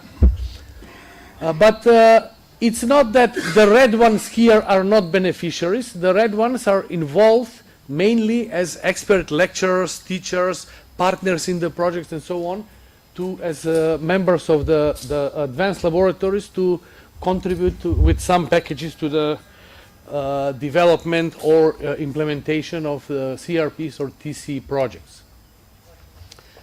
And I mentioned categories. That we have two parameters that are very, very important in IVETNet. One is the categorization of institutions. You see, we can categorize according to their roles. So we clearly can put a label. This institution belongs to the veterinary authorities, this belongs to the labs, this belongs to the education system for animal health, and these guys lower at the right-hand side here, they are all other institutions, but with some relationships with the veterinary field. What does it mean, relationships? For example, you mentioned several times vector-borne diseases. Who is doing vectors? Entomologists. In vast majority of cases, they are not staff members of the veterinary labs. So this is kind of engagement, common engagement with external institutions, or for example, wildlife specialists. So they all belong here. Wild bird specialists, monitoring this and that, environmental specialists, and so on. So they're all categorized clearly in the cloud-based IVETNet platform. And the background for development was what? Is that we have this many partners from the maps. It is hundreds of laboratories.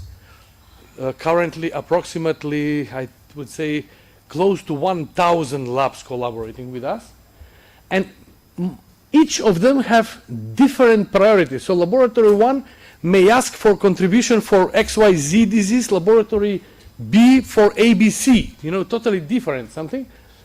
And on top of that, when we want to support them in the implementation of the technologies under the ISO 17025 standards, it's not only that diseases are different or needs are different, techniques are different, but it also is related to the development of staff competence, monitoring technical performances of the equipment, or validations, verifications, quality assurance, quality control, and equipment maintenance related to the specific techniques. So it becomes quite chaotic and quite difficult to control so many labs and support with the deliverable target such a number of laboratories. So that's why we developed this online information platform, which is also accessible to our labs. I will explain later. Another thing is, when we plan to deliver the program, the profile of the laboratories is different in different regions.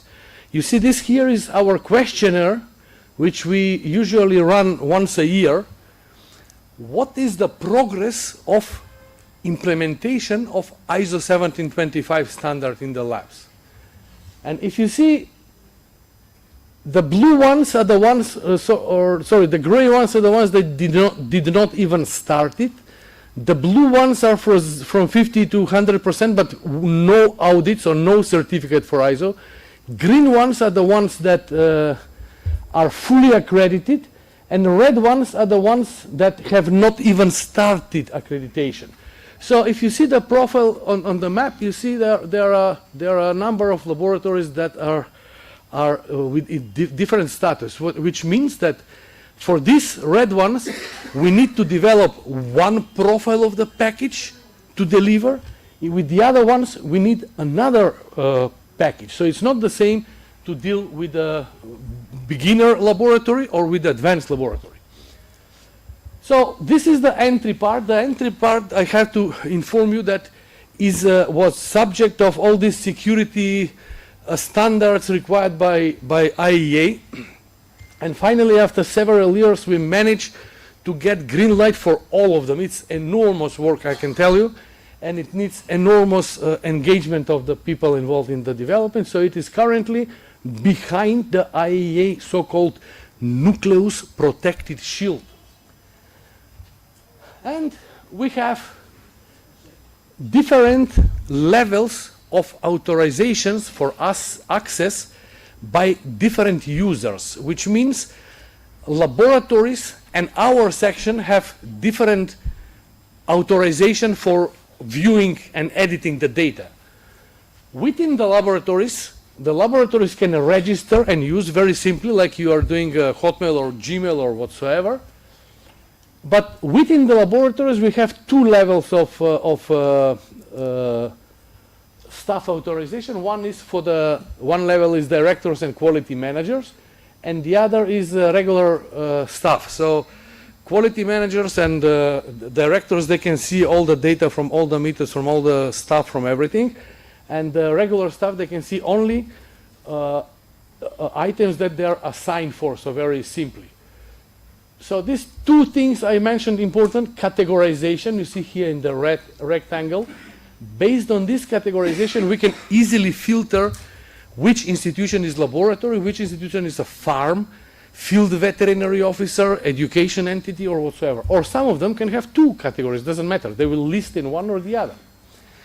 And the other very important issue is that each institution is georeferenced. You see here at the bottom, we have for each registered institution the georeference, which in translation in the practice tomorrow means if we have a nomenclature of institutions and we pick up laboratory X, we immediately know it is placed here and it has this role. You know? The same for the field veterinary officers, the same for the farms. So when the veterinarian, we select this veterinarian from this clinic, georeference, goes on this date, on this farm, farm is also an institution with the property category of the farm, and samples animal on this farm, all three are referenced, and test the sample in this laboratory. The laboratory is also georeferenced, so we have immediately nice link between the entities involved in the monitoring process of the diseases. Yeah? So, as I said, support to ISO 17025. I won't go much in details, but for each staff member, we have this so-called competence profile. Why? Because ISO 17025 requires that the staff engaged for specific tasks are competent for that staff, for that authorization, for that task. Sorry. Then, which techniques are performed in the lab? And which parameters are testing? Parameters in our context is equal to disease, yeah? But we call it parameter because if we extend the platform tomorrow for heavy metals and residuals in the food safety, whatsoever, we cannot call heavy metals disease, yeah? It's a parameter. So, but we can call the disease parameter, which parameter? Brucellosis, yeah? And all the diseases are nomenclaturized into the platform according to the OIE categorization. So whenever we select brucellosis, we can immediately pick up the tree that this belongs, is categorized by standard, this and that, according to WOA categorization. So it's very, what I said, transparent. Then in the technical part of ISO 17025, the standard says that when you use technique XYZ, you have to have responsible person, you have to have quality assurance record, and you have to have proficiency tests once a year. So all these data are associated to each registration of the technique. So when the lab says, okay, from tomorrow, I start using immunofluorescence to prove the presence of the rabies virus in the brain of the animals, automatically you have request to fill this data here if you want to keep this under accreditation. So this is for all global users. Then the other problem is what we face with our training courses long years already ago. Of course, each of the labs, of advanced labs, they have ISO 17025, but all of them, they use somehow different format. And what happened to us very frequently, the expert comes, they teach the people, look, this is how you detect avian influenza, this is how you prove the virus, this is bacteria, blah, blah, blah, this is the methodology, and everybody can do it, yeah?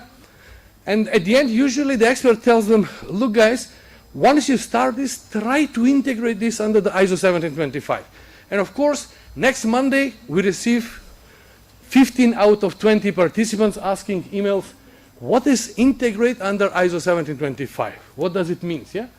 So, in order not to explain 50 emails individually, we developed a kind of universal template for the SOPs. So even if we get Spanish, German, French, Belgium, Australian, we can ask either the assigned experts for some home-based assignment, let's say, to create all or transfer, copy-paste into one template so that our users have access always to the same format, which is ISO compatible. So you see the blank template, and here fluorescent antibodies for rabies, here brucellosis, here Newcastle disease, blah, blah, blah. Everything is in the same format. And this is all acceptable. And once we have subject of a training XYZ technique, we upload the ones that are validated on the specific institution. So if we have expert from FLI Germany, we say, okay, this institution, FLI, this expert, Tim Harder, delivered this SOP for NDV. Steven came in our lab, he delivered lecture on this and training.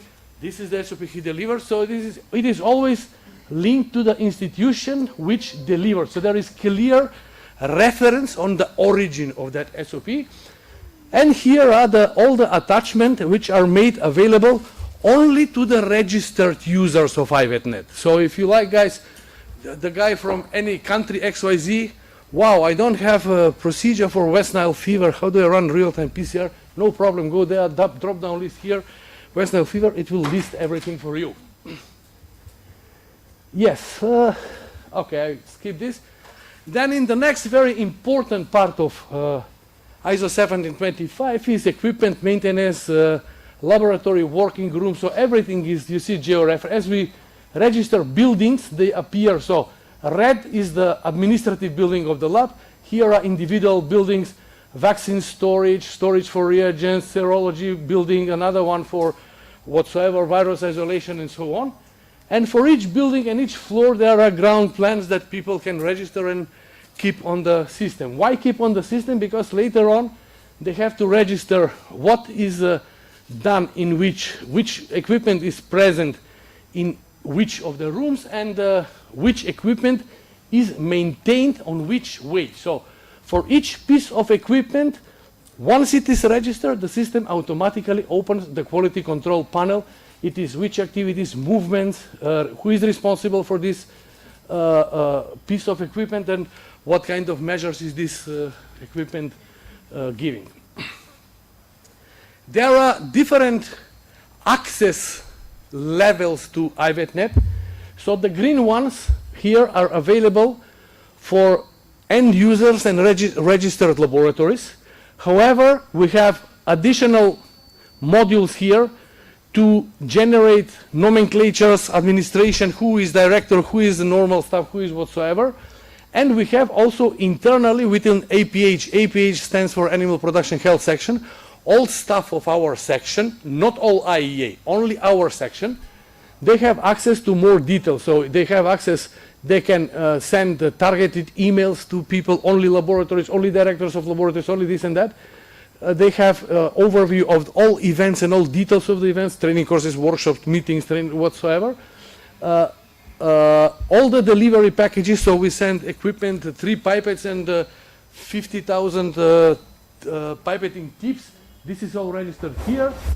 We have publication module, and we have the storage module established by FAO for this rapid or emergency delivery through FAO. So these are the modules that are not visible for the end users, but are visible for us for actions. However, when we, for example, put delivery to some lab or to 20 laboratories, each of the laboratories will automatically receive a record that they have received this package.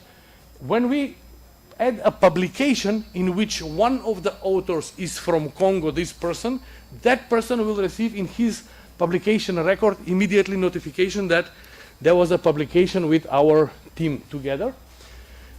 And what is very, very important for pillar 3 from the previous presentation, it's, writing and drafting attributes is very demanding job. So writing names every time, institutions, laboratory, clinic for this, in this position, this blah, blah, blah, the plan in our concept is different. All what you see here are the built-in nomenclatures of IVETNet. If we place pillar 3 as associated platform to this one, we can pick up all the stuff, all the parameters, all the institutions, all the roles of institutions, all categories of institutions, staff positions, parameters performed as a drop-down box. So people do not need to write 50 times. We can program the system, okay, I am visiting now this farm, and the system is telling you which farm are you visiting. There are 2 farms in 50 meters radius. This or that, you know, so automatic filtering, and you simply drop down and select the visited farm. Which lab are you sending to? You select from the drop-down box. So everything is pre-programmed in the nomenclature package of IVETNet. So that's the big advantage. And for those who are interested how to use IVETNet, how to register, how to do quality control records, keep the equipment maintenance, we developed under ZODIAC here, you see, Michel mentioned this ZODIAC portal. We had a virtual training course, and we put the video materials here on the ZODIAC portal. So it's step-by-step teaching how to use IVETNet. It is English narrative, but with automatic subtitling in French and Spanish. So you're welcome. I will share this presentation with everyone. You're welcome to use this link and go one-by-one lessons, video lessons by experienced experts, how to use IVETNet in the practice. So that would be all about IVETNet, just for you to understand the concept. Was it okay? Any questions?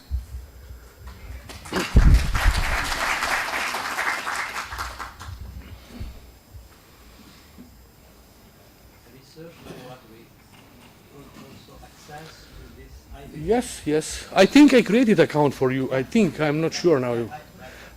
We have, currently we have more than 400 registered users, and the number is expanding.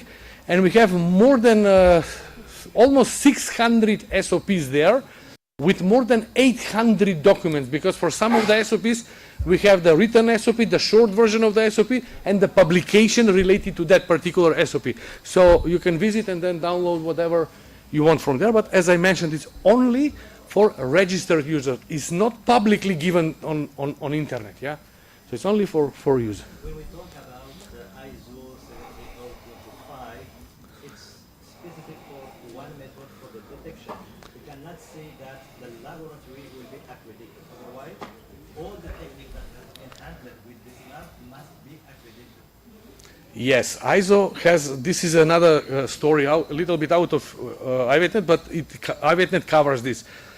ISO, to start the accreditation process, you need to have the so-called quality manual. And the quality manual has the general part, which talks about the management, who is responsible to whom, who is reporting. This is narrative more. And yes, yes, whatsoever. This is ISO covers also 9001. This is management system. The technical part of ISO 1725 covers the technicalities which are all integrated into IVETNet. For example, the standard says, as I mentioned, the staff has to be competent. The fridge needs to be verified. The standard is not explaining how to verify. They say it needs to be verified. But then you have other standards to see 20 measurements overnight, 9 thermometers there, calculate average uncertainty, statistical probability, blah, blah, blah, all this. You have to keep this record. So all this is built in here, okay? Where to keep the records. And this makes the life of the quality manager extremely easier, because the quality manager sits on the screen, press the button, give me only the fridges that deviate from the nominal value. You have 7 fridges, 2 in virology, 1 in bacteriology, 1 in food safety. Thank you very much. Go correct that measure. You know, so it's very elegant and very helpful for the labs. Okay, guys. No other questions? I hope I was short. Yeah. And I have my last presentation for today. I will survive. Yes, I will. I think so. You do. Okay, guys. So we go with the next one. Yeah. Sorry? No pause. No, we continue just as. No worries. We finish everything. This will be short. Yeah.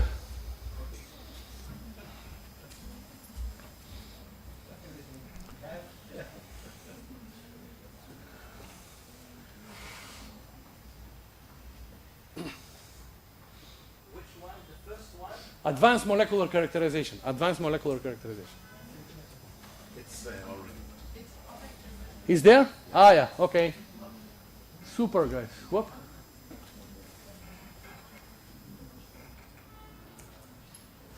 Doesn't work.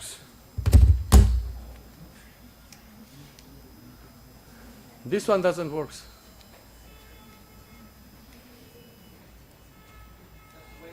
Okay, good. Okay, guys, I mentioned, no, not I don't want to say I don't like this word, I, you know, me. We. See, yeah. We. Yeah, we. We. I mean, we, yeah, we. You saw, we have three major cores for delivery of these knowledge packages. One is our team, one is our laboratory, which develops the things, and the third one are the experts, external experts, continuously involved in our programmatic activities. And this interaction is continuous, independent if you have project right now or not.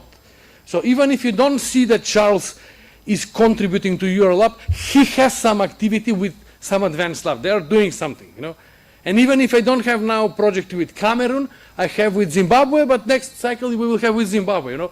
So the process is interactive. And now in the regular package, you know, we have first level is detection, because the first question important for the CVO is, look guys, do you have rabies here or not? Is this rabies or not? There was a paralyzed dog, died. So is it rabies or not? So we call it detection techniques, yeah?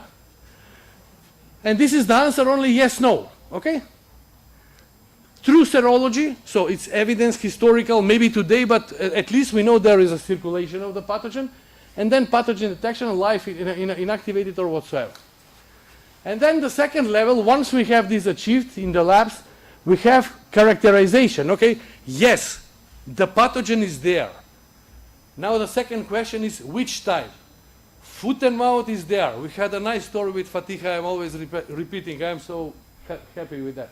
We had a nice story with Congo. Is Congo here? Was it, that was, the CVO did not believe that this is highly pathogenic avian influenza. And the guy said he's young, and he said, this is highly pathogenic avian influenza, you know, young guy, young researcher. And the CVO said, shut up, you're too young. And then next day, 90% of the geese dead in the industry. And then third day, the CVO comes, wait a minute, how did you know this? Yes, he knew that because he understood this, our training course in Casablanca. He came there, he said, hey, this is interesting, I start this. And he managed, yeah? And we had several other stories, yeah? So, the background is what? First thing is the equipment is enormous cost, yeah? At least for our project. If someone is rich in millions, maybe it's cheap, yeah? But for us, our projects are like 250, 300,000 euros, national ones, and regionals a bit more, yeah? So, delivering sequencing Sanger or whole genome to every single laboratory, does it make sense? Does it make sense, yeah? No, it will be too expensive, and the workload, when you have outbreak of avian influenza, you don't sequence every single duck, yeah, or chicken. You sequence only portion of the outbreak, 3, 4, 5, to understand, yes, this is highly pathogenic or no, yeah? Yeah, I mentioned very small fraction of samples needed. And then training consumables, maintenance of the equipment, also enormous. So what we had discussion internally to develop these hubs as a leaders of knowledge, the hubs that Michel mentioned. 2 in each continent except Africa 3. All the rest have 2. We train these people to be drivers. Drivers tomorrow to train the others, yeah? And then parallel, we are developing a service-based sequencing. Why service-based? Because they don't need to pipette every single one on the machine, yeah? But if when you receive the raw data, you should be able to make the interpretation, okay? So this is the whole point. And at the time with this CRP that I mentioned, 32032, the second objective was there were 5 objectives, I think here are the objectives. And one was IVETNet, and the other one was develop the Sanger sequencing service. Sanger sequencing, this was 6, 7 years ago, yeah? And we started to negotiate, not to negotiate, to discuss with some sequencing service provider companies. We asked the procurement colleagues to do the selection, tendering, blah, blah, blah. And we established finally, not we, but IEA established a contract with the LGC Genomics in Germany. There is a company which sequences everything, yeah? And they gave us their solution. They have a special software. We can create the so-called super account or mother account. And all the child registered under the mother account, they will be, so let's say, supervised by the mother. Why supervised? Not in terms of looking your sequencing. We cannot see your sequence, yeah? But mother, because we pay the cost, and we want part community, the Sanger sequencing service, and I will tell you later tomorrow about the whole genome sequencing service like this. We want it to be 100% free of charge for you guys. So we send you the package of consumables, we send you the primers, we send you everything, we send you the methodology. You just need to sit and work, yeah? And then you submit. There is a software system of approval. This guy is submitting, okay, approve, no, not approve, and it goes easily. The key, this is one of the maybe most successful packages that I know. I'm quite long at IEA. But why it is most successful? You know, I'm always repeating, if you Google, you write Sanger sequencing on Google, you will get 3.5 million guidelines, yeah? Thousands of pages. But nobody, you can download PDF files, you read, but we had training courses, but nobody is using this. And now, we were discussing internally, wait guys, there are thousands of pages. How does it come that nobody is using this Sanger sequence? And the solution was this, you see? You see, this is, first, is slide-based, no text, no instruction, no explanation. And the second magic thing, magic word is a red arrow. Very simple, a red arrow. You open the slide and the system is telling you, press here, put the vial here, measure this, multiply with this, open this software, do this, and this is from the beginning to the end. So the principle is that all people who want to use this service, I invite you, there are many here registered already, they know quite good. I encourage you to register, and once we have a project, we can deliver the whole package. Once you register, you can use the system. If you have a project, we send you a package of reagents, but even if we don't send you, you have local reagents, you can use them. You can use the service again free of charge. And then the whole workflow up to interpretation, Mega 7, phylogeny, characterization, pathotyping of influenza virus, everything is there, yeah? So you just have to follow the red lines. Red arrows. Is this RLFGS after the first proline? Yes. How many basic amino acids are there? 2 or more. What is written in the manual? 2 or more amino acids is highly likely to be highly pathogenic. Bam, bam. The answer is here, okay? So it's not, it's in the limit of the power of that methodology, but it's quite powerful. And at the end, associated to the instruction package, we have the consumable package. And in the consumable package, we have maybe, I think this is a little bit outdated. We have currently about 50 plus diseases or SOPs for 30 plus diseases with 300 plus primers, which we deliver to the labs. So far, we had 2 training courses for groups of countries. So one was here in Casablanca, already a long time ago, and the other one was in Buenos Aires in Argentina for the Latin American community. And we had also plenty of individual training courses under the fellowship programs on the Sanger sequencing service, especially in Africa. And we had a very big global virtual training course with the recording under ZODIAC. So this ZODIAC teaching is uploaded on the ZODIAC portal, so you can find the video recordings there. Again, step by step explained by the experts. This is under this link, English narrative, French subtitle, Spanish subtitle. But believe me, once you get used to it, it will be peanuts for you guys. First, people think, wow, this is magic, it's complicated, I cannot do it. But once you do it, it's super easy. So initially, after the announcement of the program, we had something like, what's this number here? I cannot see. I need different glasses.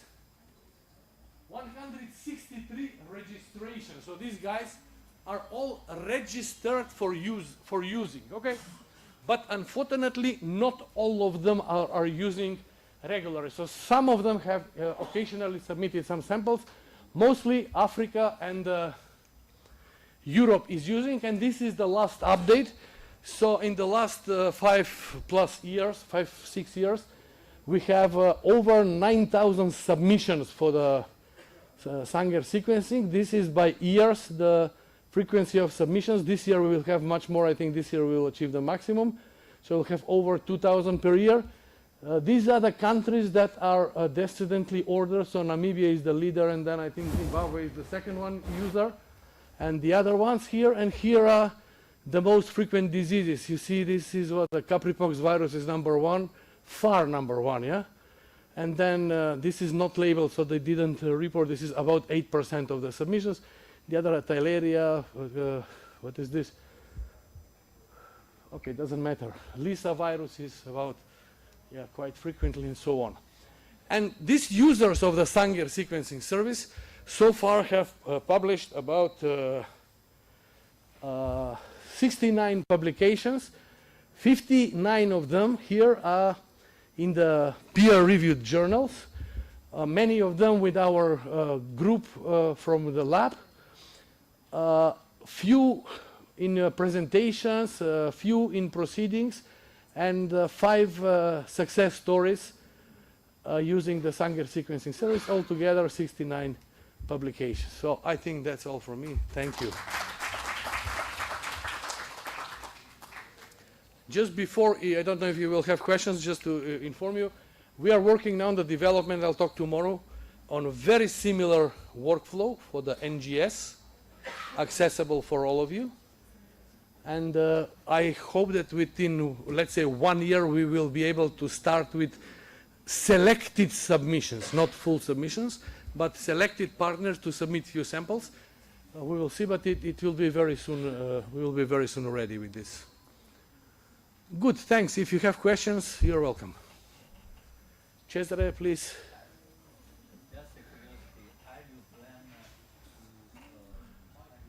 planning to increase the number of SOP for Sanger? Yes, absolutely. This is the package that is developed based on the needs of the users.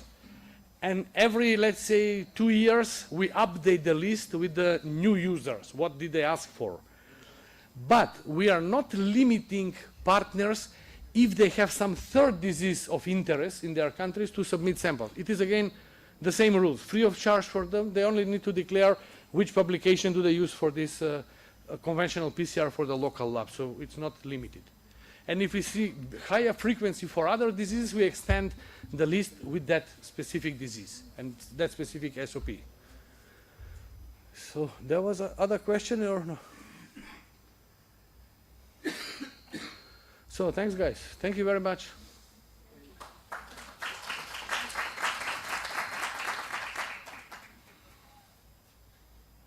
Actually, I have a short question. Yes, please. Even after the clap, Salah. Yeah, no worries, please. Yeah, actually, thank you very much for the presentation, especially the last part that I really enjoyed about the submissions. And I have to admit that really we need to do more in submissions to use it for. But also, I would like to I'm wondering, like, what do you think about, now this mini-ion services for sequencing, which is really coming more and more, and I had experience also in my lab to use it for.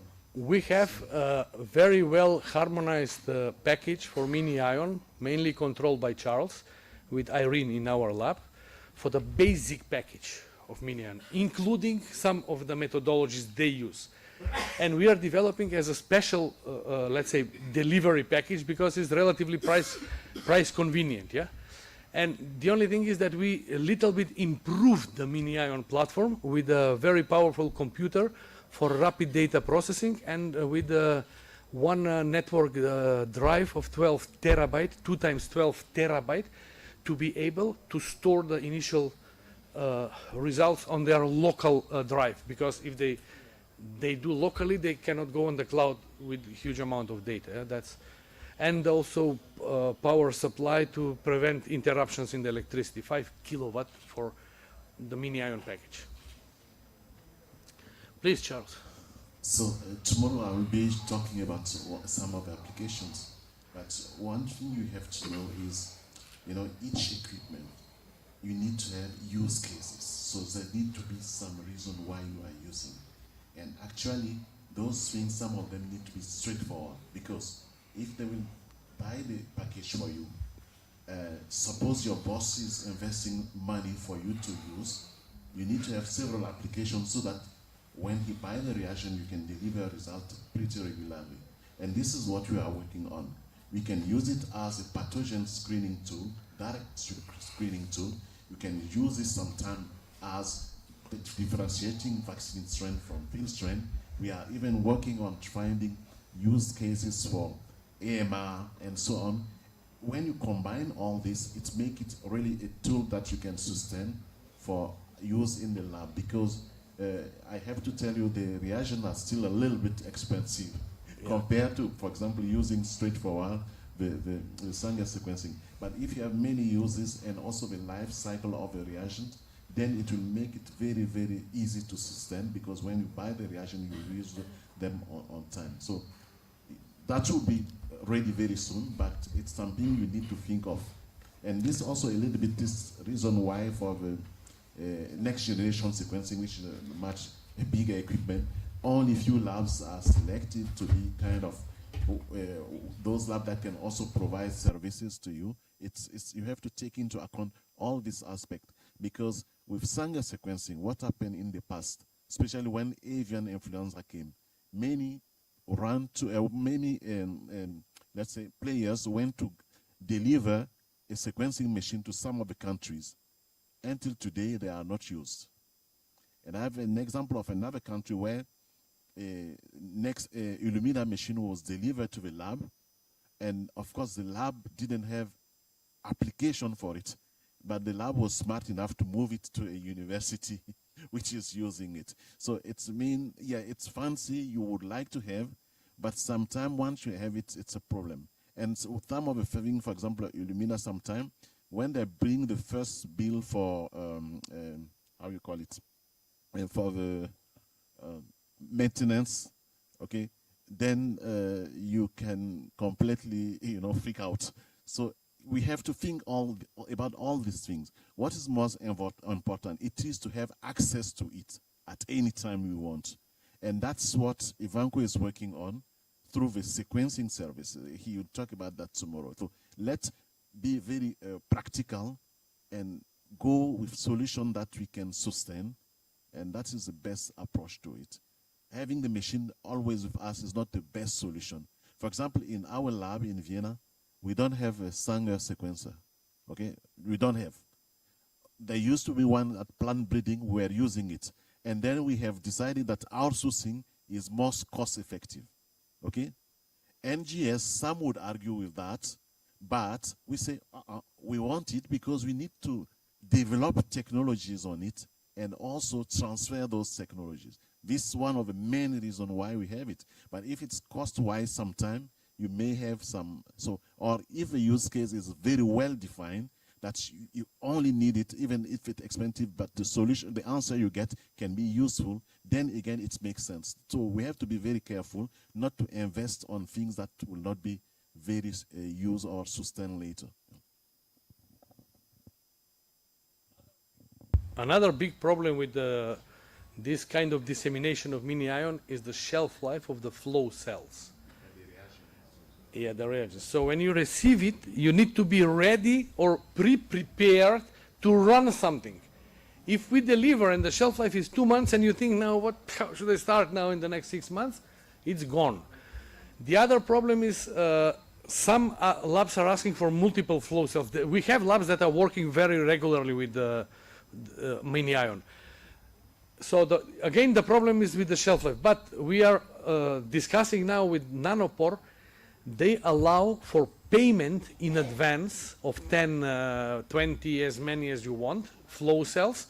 And then fractionally, whenever you have samples, you call them, can you send me please 2 flow cells? And you run them, you know. But now the problem is our procurement. We have procurement rules. They have to solve it. I don't know if they have a mechanism right now for that. They have to pay in advance, and I don't have it. We have this kind of mechanism. Yeah, thank you.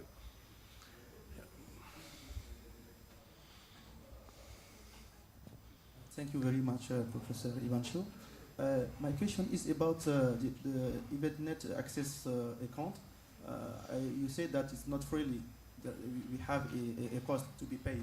No, no, it's free. Free. Okay, that's good. 100%. Everything that we deliver is 100% free. Good. You only need, you know, you only need to follow the rules and read carefully, you know, because not reading carefully can be very problematic for us. I will tell you what happened to us some years ago. It was a person from Africa. I won't mention the person, okay? He was thinking, for the Sanger, we submit amplicon.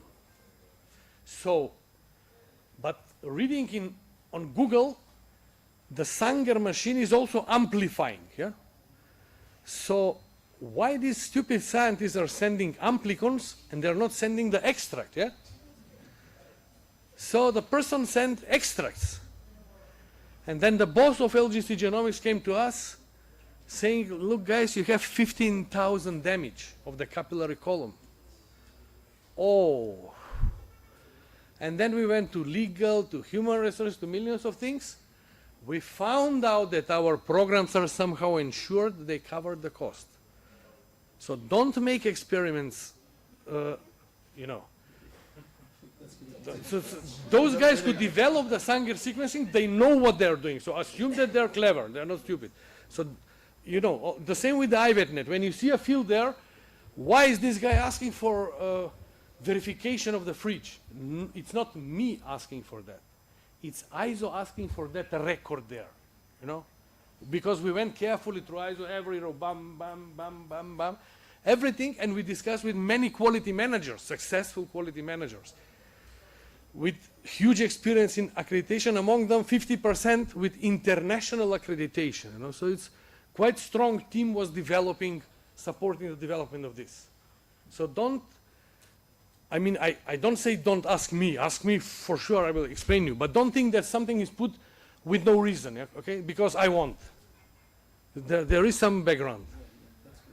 But the registration, if you express interest, send me an email, I will send you the instructions. Also, read the instructions carefully, yeah? And then we do. We can clean very easy. Okay, thank you a lot.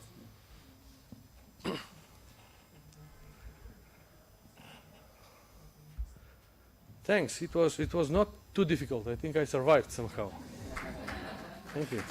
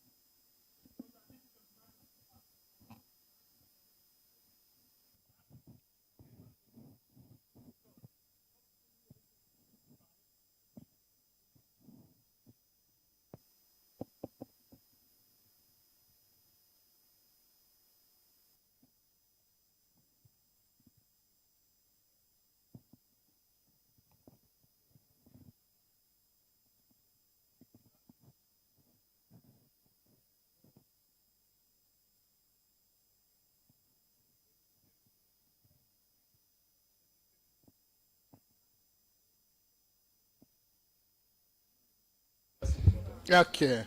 So I said, good afternoon, ladies and gentlemen, waiting for the presentation. Or as we say in Africa, maybe better, good afternoon, sisters and brothers. That sounds better, right? So, thank you. So I'm going to talk about something which is very technical. On whole genome sequencing, there is an issue with the presentation there. It's cut. Okay, no problem anyway. So I'm going to talk about something which is very technical. It's the whole genome sequencing of Vibrio cholerae in Democratic Republic of the Congo. And to see how this genomic sequencing helped us unravel some changes in the genome of this microorganism in the Congo, in the Congo. So.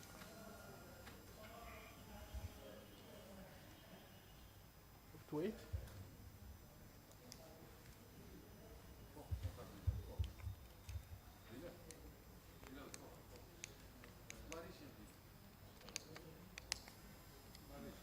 It's okay, just. C'est lui qu'il faut pousser. Here? You see? Yeah. Okay. So I'm going to talk about Vibrio cholerae, genome sequencing of Vibrio cholerae in Congo. The other way? The other way? Here? Up and down. Ah.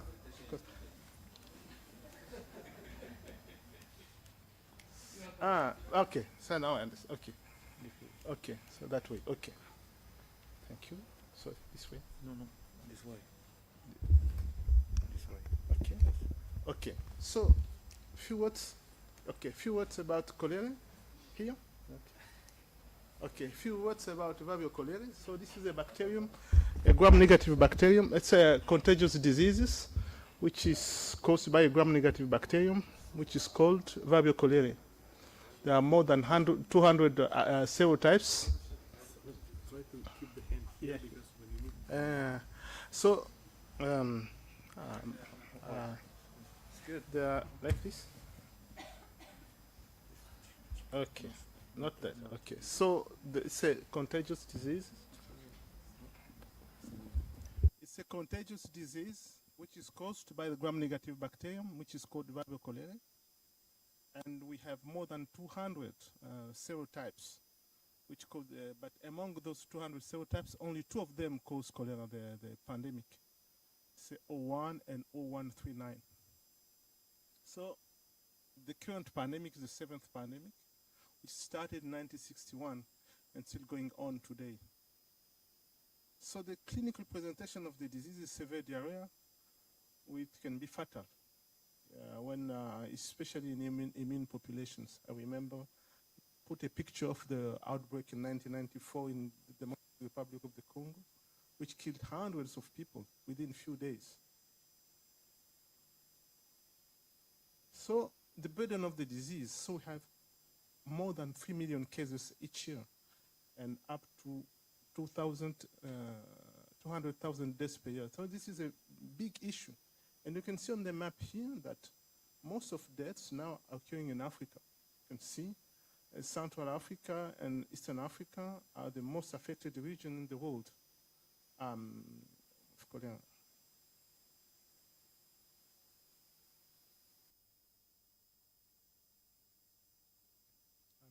very good at techniques, you know. I'm an expert.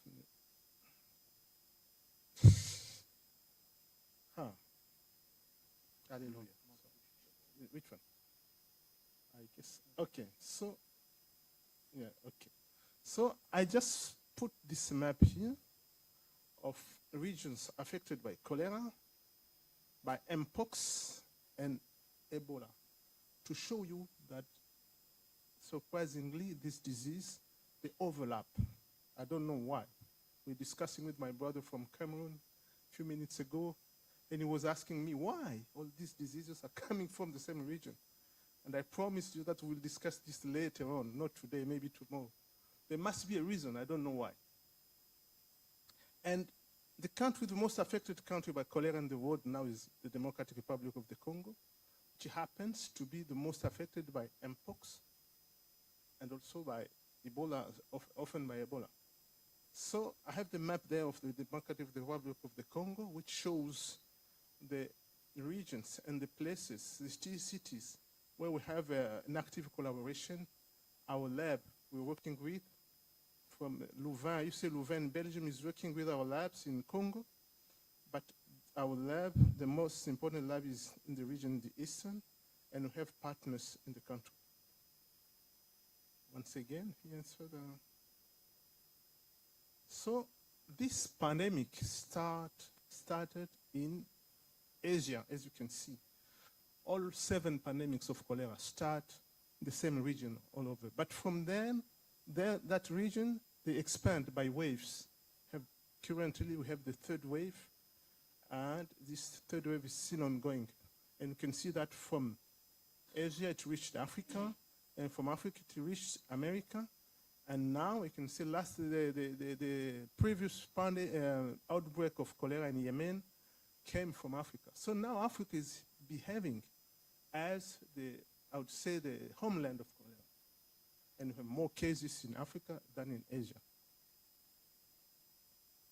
So we made 2 genomic analyses in Congo. We've been studying cholera since 2014.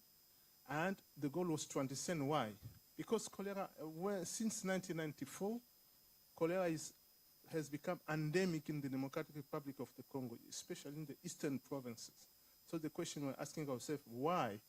Because the region was free of cholera before that, and so all of a sudden, when cholera came in, it found a safe haven, and it was gone. It was there, still there. So we published this study a few years ago, and what we found that the isolates which cause the disease are the same isolates, are linked to the same lineage which entered the country in 1994. So meaning one lineage is circulating the country for almost 30 years now.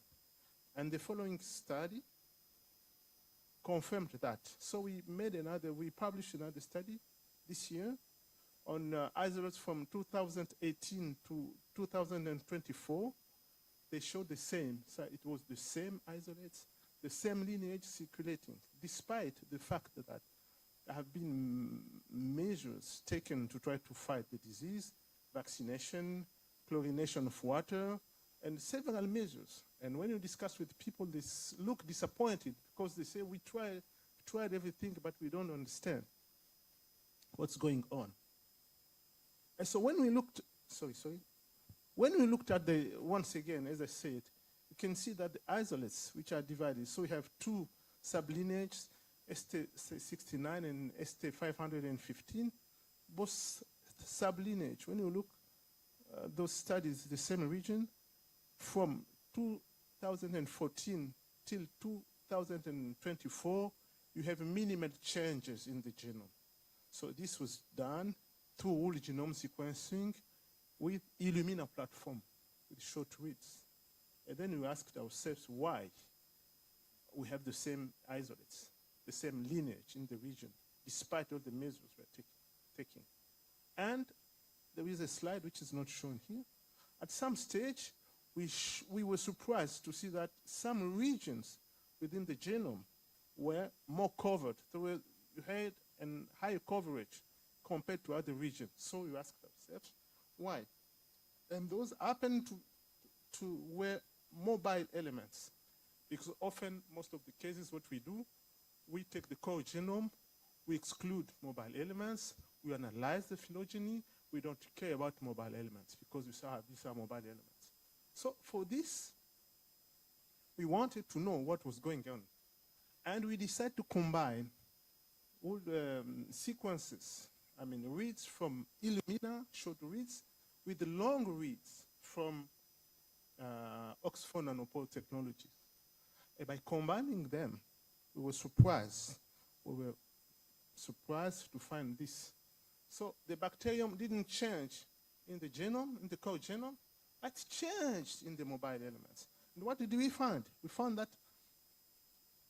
you have the classical, the normal prophage, which is shown the same way. Does the pointer work? Like this?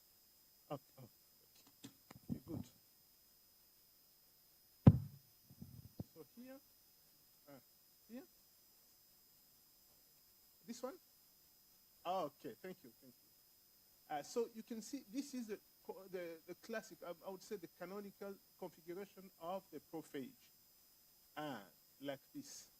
But what we found in Congo from 2022 is that the bacterium had added new elements on the prophage, on the first chromosome.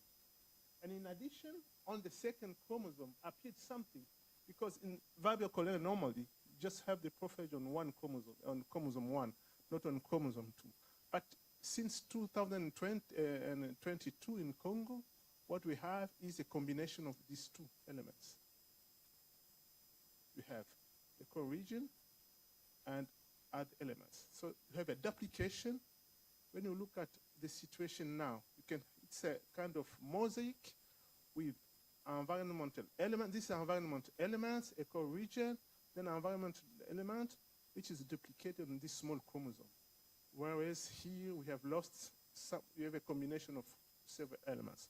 So this to say that if we just sticked to Illumina, short reads, we couldn't unravel this situation. But by working on Minayon, on long reads, we were able to unravel this situation which was overlooked, which could have overlooked before that.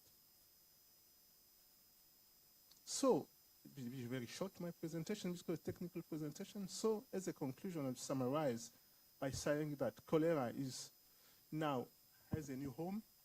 It's not Asia anymore, but it's now sub-Saharan Africa. That's first. And that in the genome, we have minimal changes. In the core genome, so it was introduced in 1994 and still the same, circulating the region for 30 years. We have minimal changes, but you can see that changes are in the mobile elements here. And we are surprising to see that this changes had been described in Asia. Something looked similar in Asia, but the sequence we have are specific from Africa. So we don't understand, we don't know from where this sequence came from, this combination of elements. There is a lot of movement of people. We are suspecting that people from Asia, because in Congo you have a big United Nations missions there with people from Asia. We don't know whether these people brought these new elements. We have no proof whatsoever. And another point, because the goal is to eliminate cholera in the country. But if you want to eliminate a disease by bacteria, you need to find if there is a reservoir or not. Because normally one lineage will last for 10 years maximum. But in this situation, we have 30 years for one lineage, meaning for us, there is a reservoir somewhere. Is a human reservoir, or environmental reservoir, aquatic animals, because I know since we're talking about zoonotic diseases here, people must be wondering why I brought cholera here. You can see there is a link, at least a potential link here. And I think we were about to submit another paper for publication. We think there is a strong case for believing that planktons or fish may play a role in the maintenance of cholera. Another reason is, in the region, I told about vaccination, chlorination of water, and which doesn't bring any lasting solution, but we can see, we believe that when Vibrio cholerae associates itself with planktons, it becomes resistant to chlorinated water. We know it's not our discovery, it's something which was published in Asia, and we think we have the same case in Africa. And we've tested in our lab on planktons. You can see that planktons don't die when you chlorinate water with planktons. So they are still alive. And we think that Vibrio cholerae, by associating itself with plankton, it resists better. Another point is now, we're seeing what is coming up with this global warming we're talking about. So in Europe, we are free.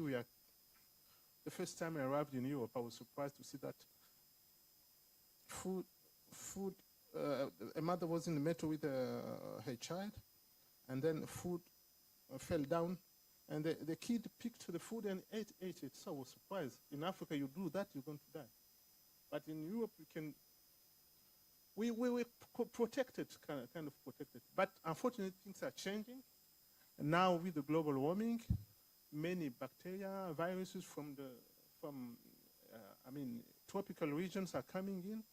We were discussing about zoonotic diseases, but I think it will go beyond the zoonotic diseases. So there is an importance, I think an urgency to strengthen the local capabilities, the identification of diseases. Then I'm replying to my brother from Cameroon. I think if you don't have a competent people, the disease, they want to roam free when there is chaos and no knowledge. This is what I can say at this stage. So my presentation is over. I would like just to thank our partners in Belgium with Professor Jean-Luc Gallard. He was still younger, still have the same goes for me, don't worry, you can. And our team, my partners in Africa, in the Democratic Republic of Congo, who were trained. It was a small training on molecular biology in the country. They appreciated a lot. So we need to keep in touch with people and not stay like this. So thank you very much. If there are questions. Okay. I'll be happy to answer. Thank you. Yes. First of all, thank you for this excellent presentation. I didn't catch why short read sequencing by Illumina technology didn't sequence the mobile elements. This is my first question. The second one is related to the plasmid, because some plasmid are very important. When we perform whole genome sequencing, we sequence also some plasmid. Do you have any data about that? The first question, maybe I didn't explain myself very well. We found short reads, but we couldn't know whether they were repeated, they were repeats or not. So it just saw that there was a high level of coverage. So in the beginning, the bioinformatician said, no, it's nothing. I remember, I said, no, Leonie, there is nothing there, because there's a lot of work. And I insisted, look, please, why this high level of coverage? So then when we went through with long reads, we could see the repetition, the duplication, and these changes. So it's that.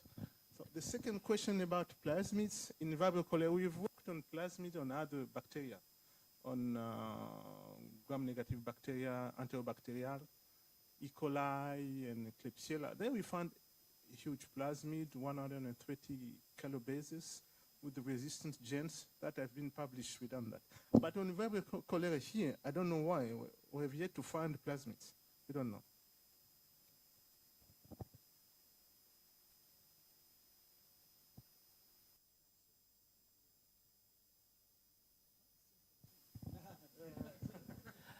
Thank you. Excellent presentation. I'm not an expert in Vibrio, but I'm wondering, you tell us about the needs of surveillance also in the environment. Are there some available tests specific for the main serotypes? And in case of yes, are you thinking to also set up a specific test for this strain? Thank you for this interesting question. There are specific tests. I mean, there are tests for serotypes 01, 0139, which can help when we have the isolate. But what we've seen is most of these strains, when they're not 01, you don't know 01 or 0139, you are left with nothing. So we have developed molecular assays, tests, because there is I mean, there is a gene which is conserved in all Vibrio cholerae. So we've developed molecular assays, which is and one is which can be fieldable, done in the field. It's a technique which is called LAMP, which was developed in the lab. It goes to hundreds of samples per day, and you can see this. I talked a little bit about zooplankton. I didn't want to go any further because the paper is not submitted yet. It will be submitted soon. But it's through this method, LAMP method, that people went. Our team went in the lakes, took water, took planktons, screened hundreds of samples, and then those were positive, were cultured, and were lucky enough to find those isolates and to sequence them, and for the first time to establish that these planktons were the reservoir. Because myself, I was not convinced. When people talked about that, I said, no, this is rubbish. Until I went there and I saw people drinking water and falling sick. That was the first time that I was convinced, and we did this, and now we think that there is a link. So I don't know if I replied to your question.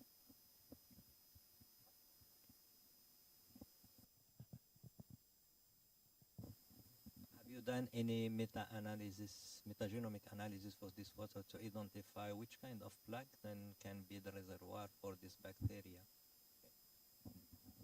Not yet, because you know the issue in the labs. Money. And okay, fortunately, thank you, Ivancho, for being here, and thank you. Because it's money, I look at Professor Gala, because he called last time he called me in his office. He was upset. It's truth. He was upset. You only have ideas and collaborations. You don't have money. You don't bring anything in your life. I'm tired of this. Oh. So we are ready. I'm eager to do that, but money. Thank you in advance for being here. Thank you.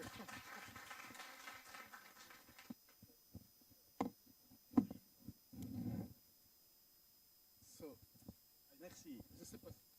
Je ne sais pas. L'autre est meilleur, moi j'ai du mal avec la technologie.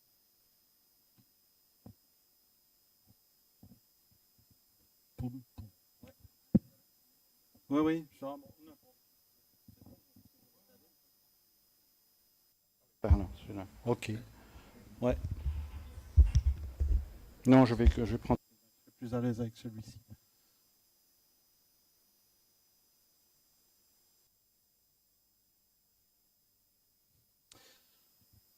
So, not to wait for too long, I'm going to speak about a new EU project that is called MobVec.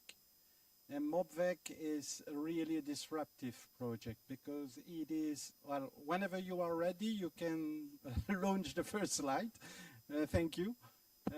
So this disruptive project is about how to use a mobile laboratory to support the response to arbovirus outbreaks.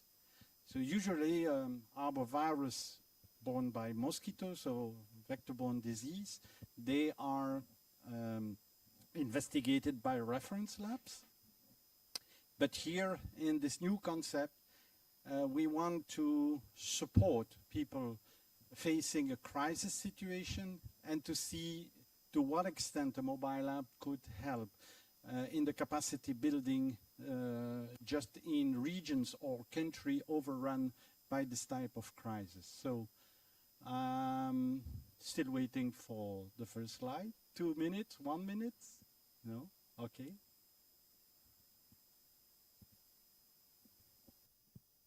And so for this project that I will show you, because it's a complex project, multidisciplinary project with actually 7 partners that brings together entomologists, technology specialists, and epidemiologists. So it's really multidisciplinary. Thank you. That's the first slide.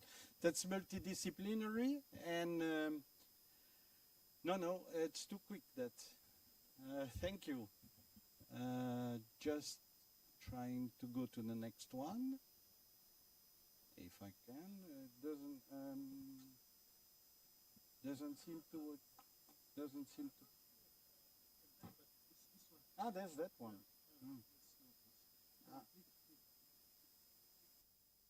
Wow. So down here, that one. Yeah. Okay. So you see this multidisciplinary team here at the bottom of the slide. So 7 partners that brings together all this expertise that is necessary to face and address all the challenges that we meet with this project. You know, of course, the challenging aspect of mosquito-borne disease, so I will not comment about this, but nearly half of the world population is exposed to this risk. And basically, this is an EU project. Why EU is interested by mosquito? It was discussed in the morning by our 2 IAEA colleagues that EU is actually very interested because it's suffering, and it sees the problem increasing years after years. We know that West Nile virus is becoming endemo-epidemic, as we say. We see that it is albopictus, so the tiger mosquito is becoming self-sustaining.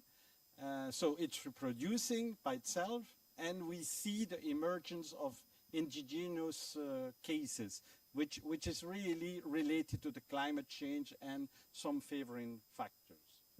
So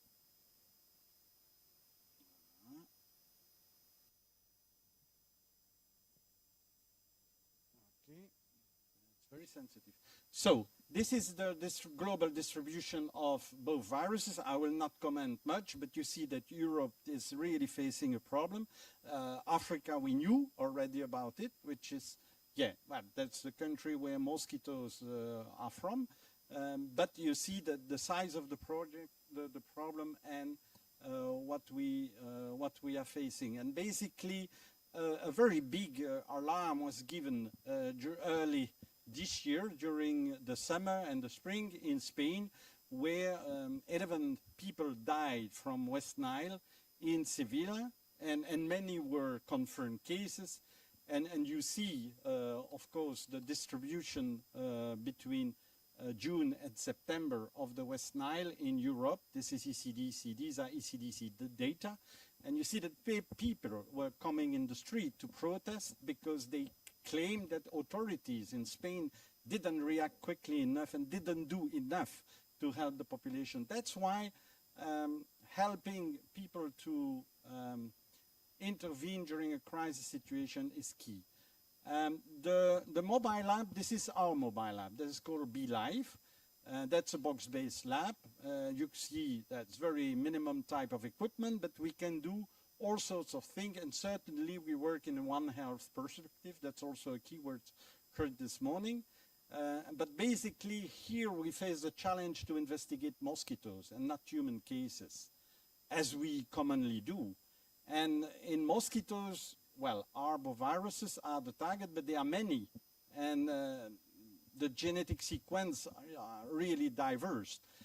Of course, malaria is painted in blue or light blue because it is, of course, not a arbovirus, but it is a predominant disease that we need to consider in the follow-up of this MobVec project. So the mobile lab classical configuration is what you see here. It's Ebola when we deployed the lab in Guinea during the West African Ebola outbreak. So you receive the sample in the lab, and then you process the sample, and you have LIMS that store the data, and that is used also to produce the data. But to produce the data and exchange with the external world, you need telecommunication. All this is a modular architecture that works very well in the lab. Here with MobVec, the challenge is different. You don't deal with patients anymore, you deal with mosquitoes, and to deal with mosquitoes, you need to have traps. And so the mosquitoes comes from traps, and then they are received in the lab. So the reception site is a little bit lighter than with Ebola for obvious reason, but all the rest of the structure is unchained. So we need to deploy the lab to ensure data communication to the national, regional, or international stakeholders, and produce epidemiological mapping, because authorities want to have risk map. So this is something we cannot do. We are not map producers. So that's why MobVec is all about. Now, the first part that I say, the mosquito needs to be trapped in some device. This is the smart trap. That is a IoT, so Internet of Things, ground sensor, that is equipped with a sensor that you see there, that is able to recognize the species and the sex of the mosquitoes. And you see here that this device makes the difference between Aedes and Culex. And you see this is really clear cut. So the sensor produces exactly the same result as a manual visual inspection by entomologists. So the smart trap is really something we could use to have an automatic mosquito surveillance and classify the viruses. And we can go a step further. That's age grading, because we know when we study gene expression in mosquitoes, the D5 is the cutoff between the young mosquito, which probably do not carry arboviruses. Viruses, as you know, it takes about, on average, 7 days, depends on the species, depends on the virus and the species of mosquito, but let's say on average 7 days to reach the salivary glands and be detectable. So gene expression tells you D5 is start to be an old mosquito, so a mosquito at risk of having in the salivary gland the viruses. And what you can see is actually this trap allows to reproduce the result of the genetic gene expression quite well, 70% accuracy. Of course, in the project, we have 4 years to improve it. But still, we can say that it is very promising traps, intelligent or smart traps to investigate mosquito. Using these traps allows us also to establish thermobiological models. I will not go into the explanation of the maths behind that, but basically it's like we did for the SARS is to calculate a reproduction rate of mosquito when we survey the mosquito. Below 1, the population is going to extinct, so it's a, let's say, a stable epidemiological situation. Above 1, it's an unstable epidemiologic situation, then the population of mosquitoes is growing. And you see another interesting finding with the mosquito is that you can survey the daily activity and the peaks. Not surprisingly, you have a morning peaks and evening peaks. This we know already, but the traps shows you that. And even it allows you to monitor the change in the peak activity depending on the season. So where temperature and light, of course, have an influence of the mosquito. We can also establish from years to years and throughout the months of the year a heat map where you can see actually where mosquitoes are growing and become really detectable. So this kind of traps allows really a refined analysis on site. And you see that when this technology was included in a more comprehensive demonstration in Portugal recently, you can see that the visual observation and the traps observation were really matching in terms of the many parameters that are of interest for the surveillance of mosquitoes. This was in a non-urban environment. Then another aspect, so this is the trap, but we received the mosquito in the lab. The trap is done, has done the job. Now we need to identify arboviruses in the mosquito, and that's where the difficulties are starting, because we know that the genetic variability is really enormous, and there are many steps. I'm not going to go through these steps, but many steps that we can use to try to identify the mosquito. But certainly the first one is to have a good RNA, good quality, and we have to say that Leonid was working on this, so he will be able to comment after my presentation. It was a big failure. So we have to say that we did not succeed until we could find some other alternative strategy that are illustrated here in the corner that allowed us to produce some interesting result with good RNA and produce cDNA of good quality, and then to study with this strategy that is based on primers, to study, to try to identify the best transcriptase, because we know the choice of the transcriptase as shown here is really critical. These viruses are not amplified, these ones are clearly amplified, and it depends on the choice of the transcriptase. So we also try to enrich basically the RNA of the mosquito using a switching mechanism at the 5' end of RNA, which is called the SMART9N strategy, and you can see that the SMART9N was not discriminative for SARS and dengue, whereas our own adapted strategy based on this SMART9 could really identify dengue and not the SARS. So we really think that we made some significant progress in identification. Leonid told you about the LAMP, which is a loop-mediated isothermal amplification. It's an isothermal. It works at 65 degrees. You can lyophilize all the reagent. It's a combination of 6 primers that allowed 5' and 3' extremity of, let's say, a copy of the template to self-anneal and to initiate amplification cycle, to make it very short. So we also validate the LAMP for a series of viruses, and we produced and developed a suitcase where this is a mini lab where you can do the LAMP on site. We developed the reader, the software, and the reader is a multi-format reader.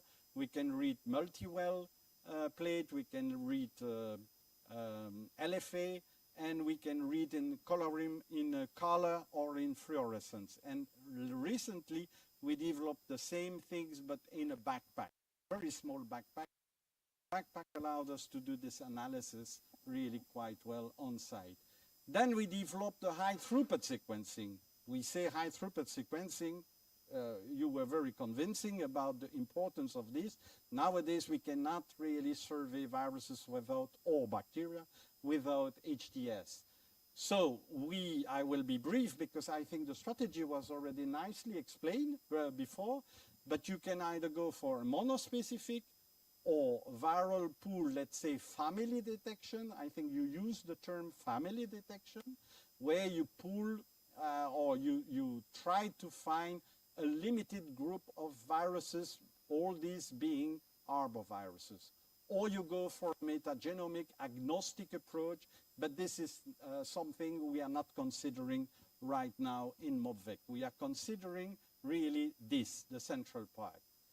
And then afterwards you have the classical bioinformatic and sequencing pipeline. So the original strategy that we used was the CAMER strategy. So a very small sequence of 6, 7, 8, 9, depends on your choice, nucleotide, and the goal is to enrich the viral RNA in comparison to the mosquito RNA and host RNA. You know, when you extract RNA, you have everything in the same basket. It's a mixture, it's a soup of RNA, and we want to have something that will catch more often the viral RNA.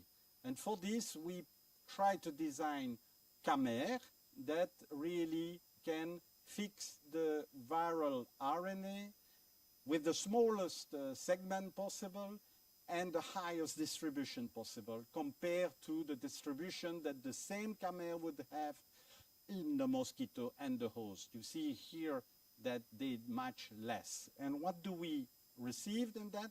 Well, it seems to work because this is the average size that you would have in the mosquito in a random reference, and this is the average size you see in the virus. You see a clear difference. It's only 1 log, but 1 log means 10 times smaller. So, and we did the same for, let's say, a restricted pool of virus, call it the family-specific dengue, because there are 4 serotypes, and the same results were observed. This is in silico. Now we, of course, need to prove it in the lab. Another aspect is the limbs. That was also commented nicely by you, Ivancho. So the limbs is key when you want to deal with a site that is remote. That's exactly what you say. So telecommunication for us is key, and we have developed a lot of pipeline for telecommunication. And in this MobVec project, of course, we need to collect data from the sensor. We need to store the data from the mosquito analysis and the virus in identification and exchange with the whole world. So for this, the lab needs to be connected to a network of ground sensor. You see illustrated here. And in the network of ground sensor, you will have, in a crisis situation, hotspot with confirmed cases. From the hotspot, the data will be sent to the lab, and from the lab we will manage the, or we do manage the information in the limbs. Quite simple, let's say. Well, to say it's simple, to do a bit less, but this is a complex slide. But what you need to see is that the mobile app needs to be connected to the internet. That was also something that was said.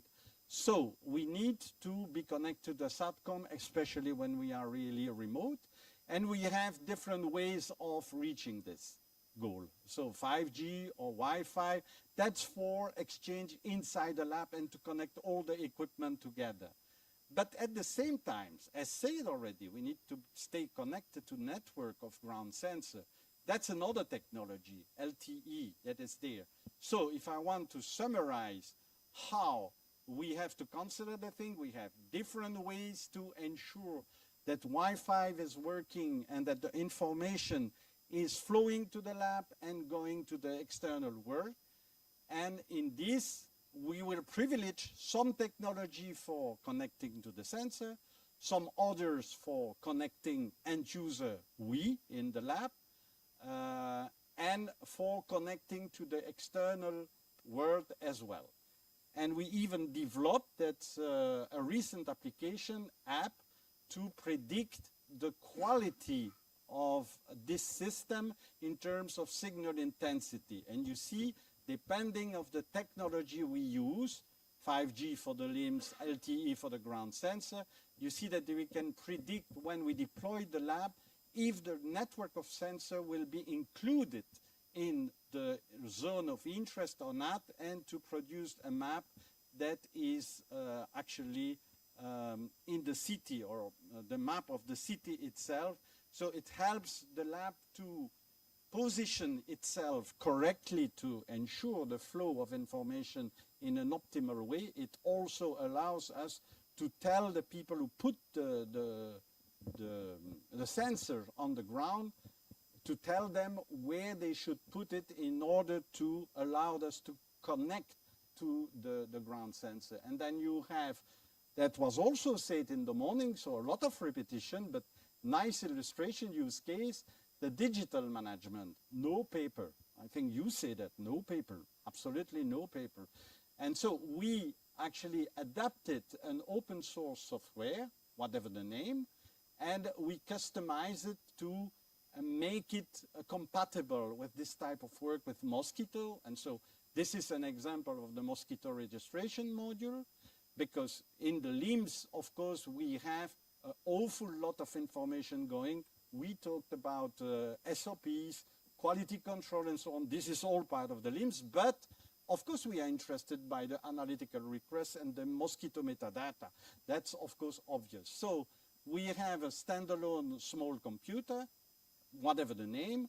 We have, as you said, a clearance for data access. Not everyone can access the data. Cybersecurity is key, standalone, and data exchange through API. So all this is part of the LIMS. Then another point is to try to have a, let's say, risk map based on Earth observation, also something that was commented for the work of veterinarians. So we connect Earth observation to the ground data, so those that are provided by the sensor. We connect it to the MOOD, the MOOD platform that has been especially developed in a EU project or by a EU project previously, and that is made to monitor or ease the monitoring of outbreak events for disease. And you see that you have here in the corner something about the vectors. So if we pull this integrated that, of course, you see when I say we, it's not me, but we have partnered in the consortium, then we can come up to the risk map, and this is something that the lab receive. We receive the result of our work in the format of a risk map, which is very interesting for us, because we also, based on that, can say, okay, but now we relocate the lab elsewhere to be closer to the zone where mosquitoes are really active. So we go from ground sensor to mobile app data and elaboration of risk group. This is NASCA maps. This is the integration of everything. You see the little BeeLife lab here, the network of sensors, and then the communication, the satellite data, and then all the processing that I'm not going to review to the risk map. So basically, one thing is essential. I will try to succeed. One thing is essential. This we saw already on the right, but this is the last part, interoperability with local health authority. Of course, you are not there for yourself. You are there to serve the community and to respond to a request for assistance. So this is how we should envisage our response, harmonize outbreak response, and be in touch and align with the requirements of the local health authorities. We always work for authorities.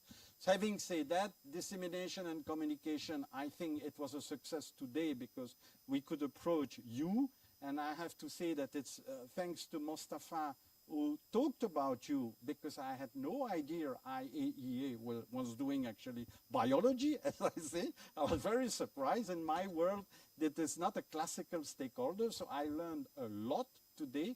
Thanks again for the invitation, very good.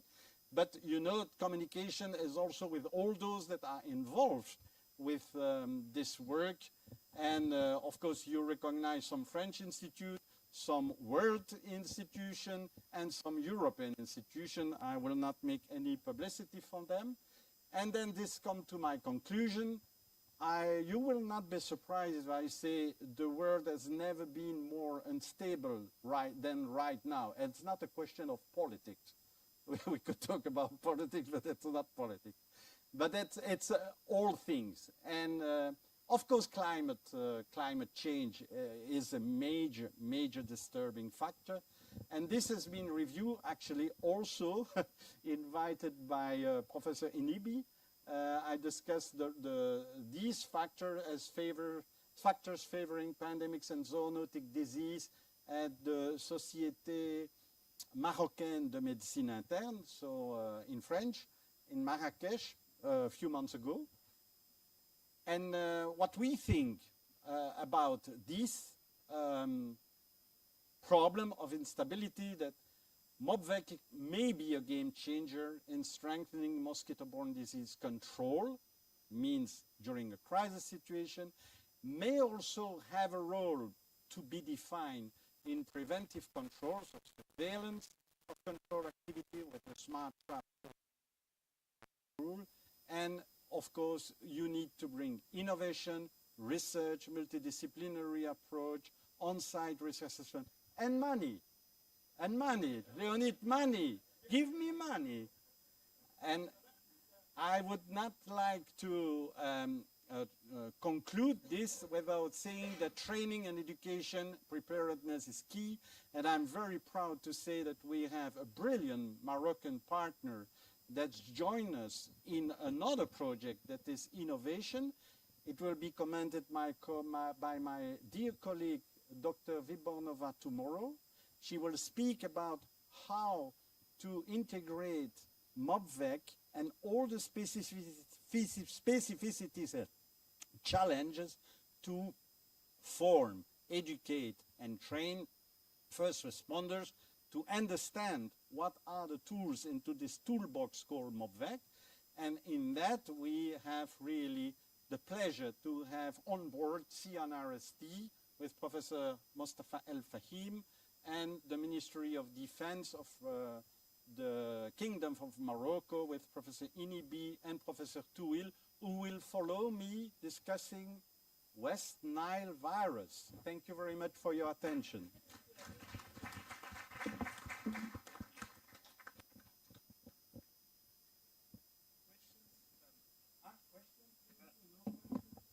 No questions? No questions. Money. Money.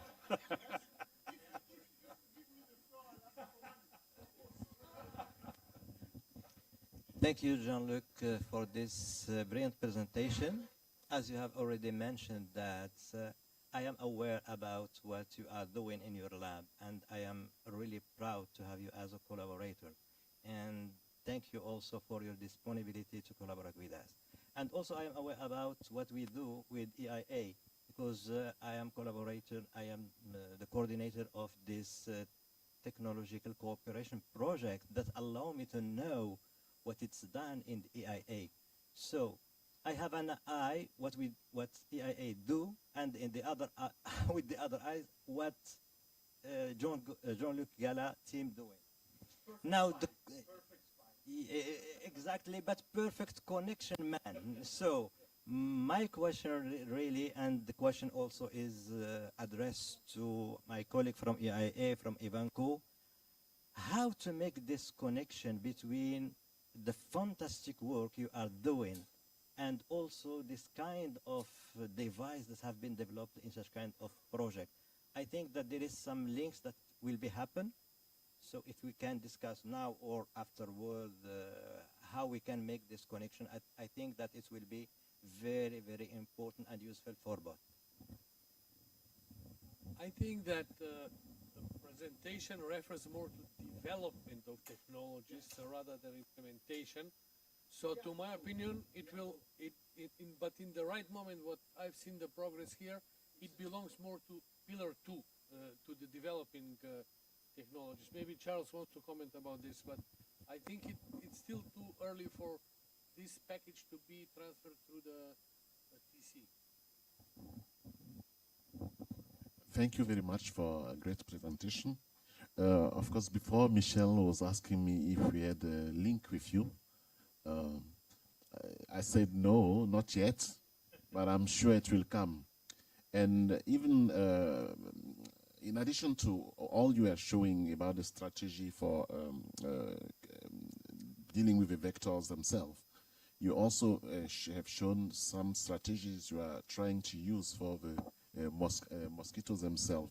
And I guess tomorrow when I do my presentation, one of the panel we are developing is also for vector surveillance. And again, it's based on pan-viral family screening.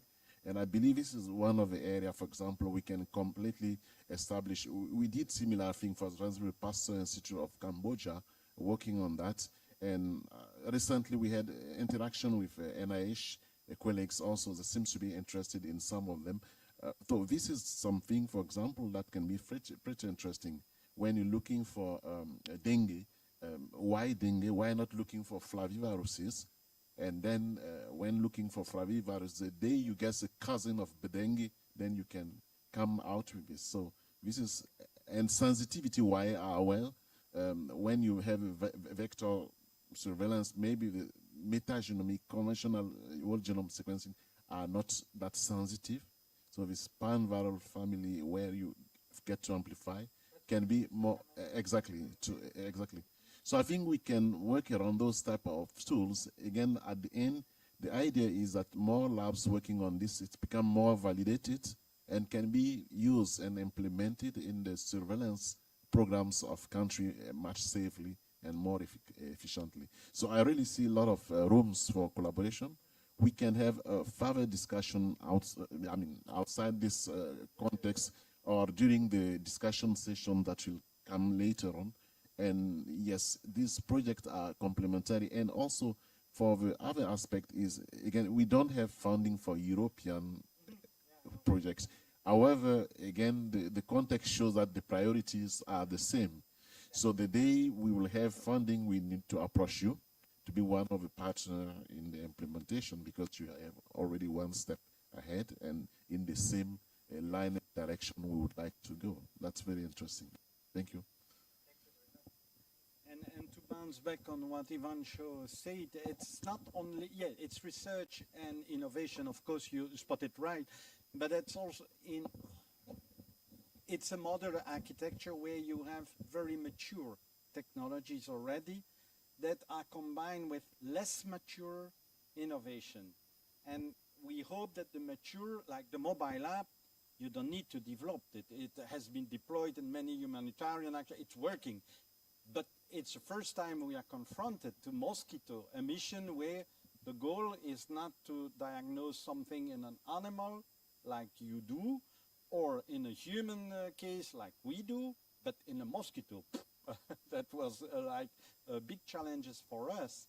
But yeah, except for that, we have in this modern architecture pieces of technology that are like the sequencing. We master it very well. That's why we can go to innovative strategy with the CAMER.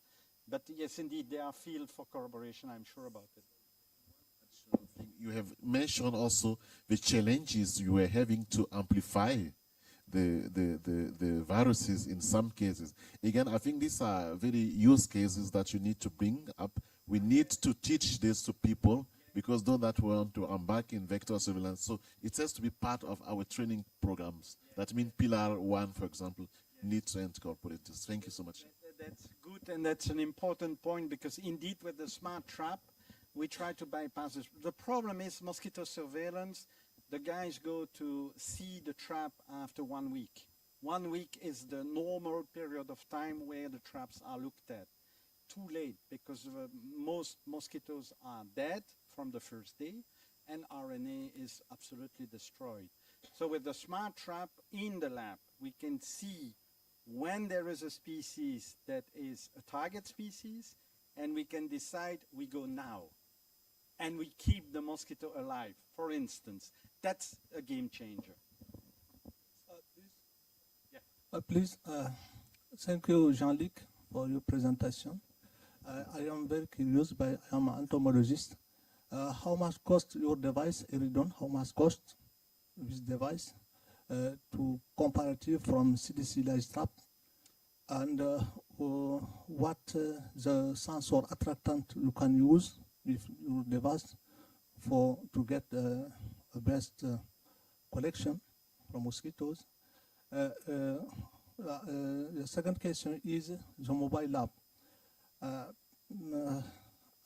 I hope the mobile lab is this device you can to move to sit to another seat. I haven't seen the track for your mobile lab. I haven't seen how to get the power. I haven't seen the air cooling condition. The device you can give you air cooling. In Africa, you know, it is the temperature is very high. I know this. If you need, if you need to get PCR in the field, you must to have the power. So this problem is, second question is, this problem is solved? Because, of course, we've worked on this since many years. I think 15 years now. We have UPS, we have generator, we have air conditioning inside when it's too cold, or fans with air conditioning, refreshing air when it's, or warming up air when it's too cold, and then the machines stop working because too hot or too cold. We had that too in Georgia when we worked with WHO. One of our devices stopped working, refused. It was too cold, so, well, okay. So we learned how to solve this problem. I think this is the answer for the energy. So we need, of course, to have telecom, but we need to have energy all the time. So this is the logistic. The first question was related to the price of the Iridion sensors, I think. It's not our sensors, it's Iridion, it's still in development. This is really something that is now studied scientifically by entomologists from Barcelona and Portugal, and they used a lot of collection of mosquitoes, and then they breed them on infected blood. So, and they tried to see, to analyze the performance of this sensor. It is not yet commercial, but there is a business plan that has been set up by the owner of the company, Iridion. He will deliver to you much better information about the timing than me. I'm just, an end user of the information of the trap inside my lab. But I'm not developing the trap myself. Not clever enough. so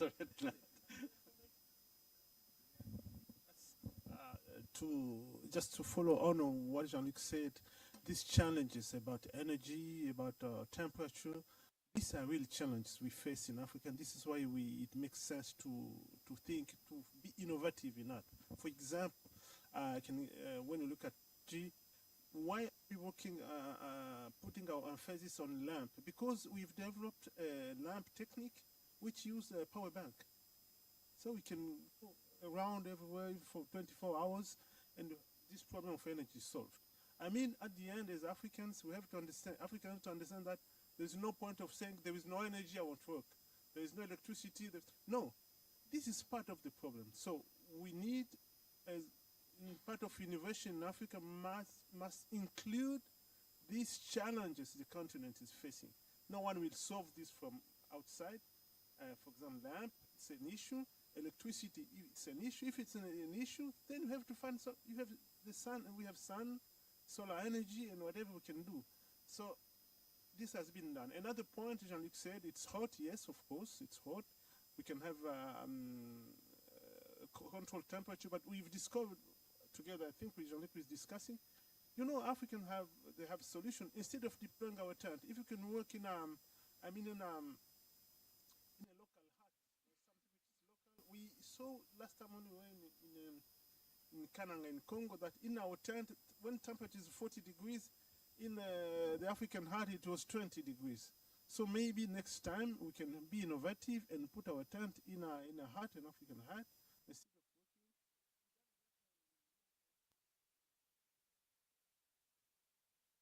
Because it was freezing outside, it helped us a lot. So there are solutions, and solutions must be used.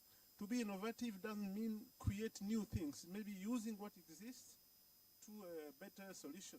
But there is no reason to say no.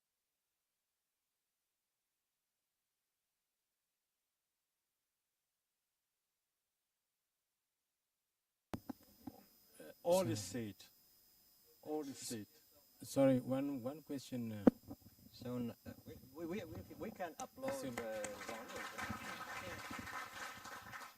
So before giving the floor to our next speaker, Professor Nadia Touil, I have just to announce that the last presentation after the coffee break is cancelled. So we have another opportunity to propose to you that we can visit our laboratory. So after the coffee break, we can go just a few meters from here, and we show you our lab. But before to leave, we have to make some announcement concerning the logistical things, me and Michel. So now, for the last presentation of this afternoon, Professor Nadia Twil, you have the floor for 15 minutes, because you have give 5 minutes to Jean-Luc. Tu peux les acheter après. Tu vas me payer, hein. Vous arrivez, voilà. Bonjour à tout le monde. Je suis professeur Nadia Twil, professeur d'enseignement supérieur en virologie à l'hôpital militaire d'instruction 5. Je suis spécialiste en culture cellulaire et isolement viral, confinement P3.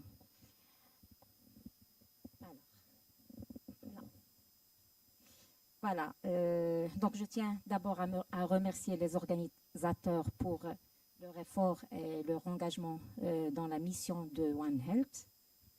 Merci à Ivan Chaud qui m'a donné l'opportunité de présenter mon travail.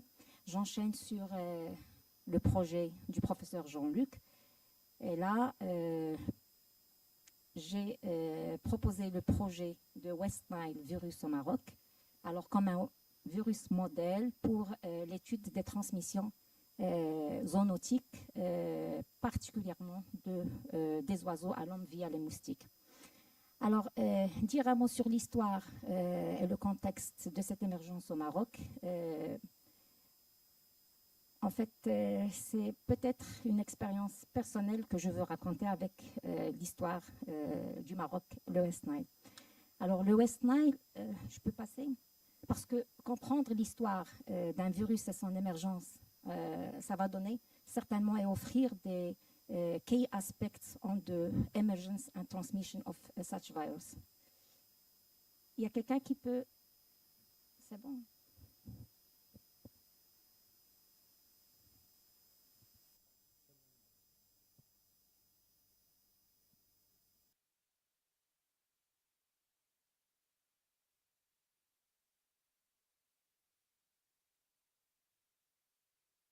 Voilà. Donc, une brève introduction sur le virus West Nile en lui-même, alors qui va s'enchaîner sur l'histoire de virus au Maroc, son initiale identification, son émergence géographique, sa phylogénétique, quelques études qui ont été faites pour distinguer les lineages de ce virus.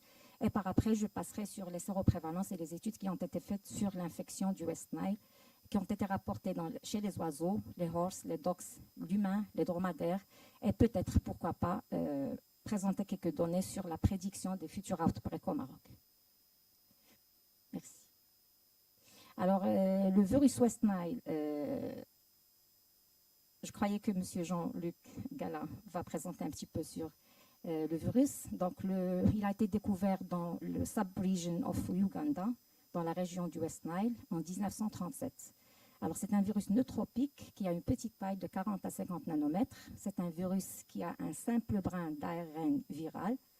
Alors, il appartient à la famille Flaviviridae et le genre Flavivirus tel que, qui peut grouper autres virus tels que la dengue et le Zika. Alors, dernièrement, on reconnaît 9 linéages génétiques de ce virus, partant de 1 jusqu'à 9. La diapositive suivante, s'il vous plaît. Merci. Alors, comme j'ai rappelé, je suis un peu spécialiste dans la culture virale de ce virus. Donc là, j'ai jugé nécessaire de représenter une image qui a été publiée en 2004 à l'échelle nanométrique. Et je n'ai jamais compris comment le virus sort en culture cellulaire. Mais maintenant, j'ai la réponse en faisant et en préparant ces diapositives. Donc, il y a le virus en bas qui présente la flèche là. Alors, donc, c'est un bobbing, c'est un égorgement de la surface des cellules viraux. Alors, après 24 heures d'exposition ou bien de post-infection, et les dots, les points noirs là, ce sont des particules d'immunogold, alors qui sont spécifiques à la reconnaissance des protéines qui entourent l'enveloppe virale. La suivante, s'il vous plaît. Merci. Alors, c'est un virus qui se transmet dans un cycle onzotique, oiseau-moustique, mais qui peut, dans certains cas, être accidentel pour d'autres espèces, en tant que chercheur à l'hôpital militaire. Donc l'infection humaine nous intéresse en priorité. Donc c'est une infection, une maladie qui est subclinique, donc qui n'est pas subclinique, subclinique, alors qui provoque quelques symptômes de fébrile, alors qui sont très moyennes, mais dans les années 90, donc on a présenté quelques neurologiques méningites chez des personnes, surtout en Moyen-Orient, la Roumanie, et quelques cas en Algérie et en Tunisie. Alors, l'infection chez l'humain peut être donc accidentellement faite par les infections portées par les moustiques. Alors, quelques cas à partir de breastfeeding ont été rapportés, des infections congénitales, des transfusions sanguines et au cours des transplantations d'organes. Mais ce sont des cas très rares. La suivante, s'il vous plaît. Merci. Alors, la première identification de ce virus, normalement, quand on consulte le site de l'OIE au Maroc, donc on découvre que c'était le premier cas apporté en 1996. Mais moi, je dirais que le premier cas, en fait pas les premiers cas, mais les études de séroprévalence qui ont été faites sur des petits ruminants tels que les rodents et les insectes, sur 128 remontent déjà en mars 1979, dans la région de Tanger, où on a découvert 0,8% des small wild mammals qui ont été infectés. Alors, on s'est intéressé, c'est une équipe française qui s'est intéressée à l'étude de ce genre d'investigation, tout simplement parce que dans les années 50, il y avait donc des épidémies à Israël et des épidémies en Égypte, donc qui ont préoccupé la communauté scientifique pour faire de telles investigations. La suivante, s'il vous plaît. La vraie épidémie, alors qui a touché le Maroc, c'était en août-octobre 1996, où les provinces de Kénitra et l'Araïch ont été touchées par l'infection des équidés, alors qui ont été affectés.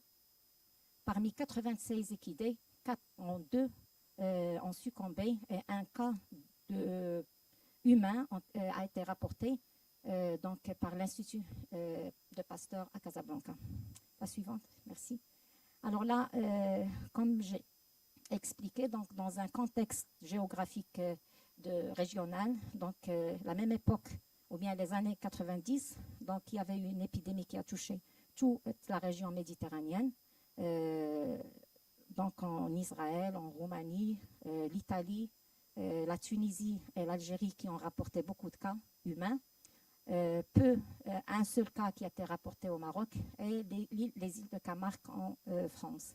Donc les cas ont été aussi confirmés par les oiseaux et chez les équidés. La suivante, s'il vous plaît.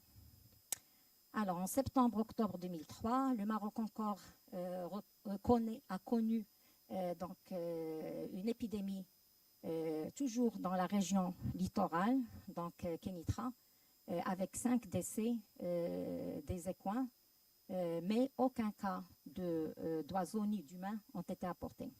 Alors, il faut dire que les virus ont été isolés au laboratoire de biopharma, donc c'est un laboratoire qui s'intéresse à la production de vaccins vétérinaires, de vaccins à usage vétérinaire.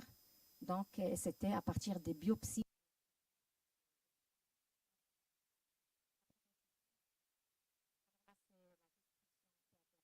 pour les différents équidés qui ont été touchés. Donc, on remarque très bien qu'il y avait une paralysie. Alors, majoritairement, donc de la fièvre, un peu d'ataxia, mais c'est surtout dans la région.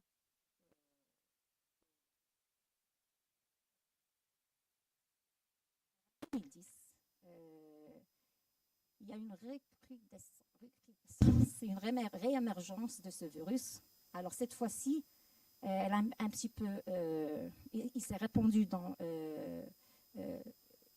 le Moyen Atlas, donc en touchant des équidés dans la région d'Azelal. Alors la région de Casablanca, Mohamedia et la région Kénitra, bien sûr. Évidemment, ce sont des centres épidémiques de ce West Nile. Alors il y avait donc 17 morts, en fait décès des équins, avec 8 qui ont donc survécu, et avec 25 et 111 qui ont été suspectés, mais les 25 avaient une présentation des syndromes neurologiques invasifs.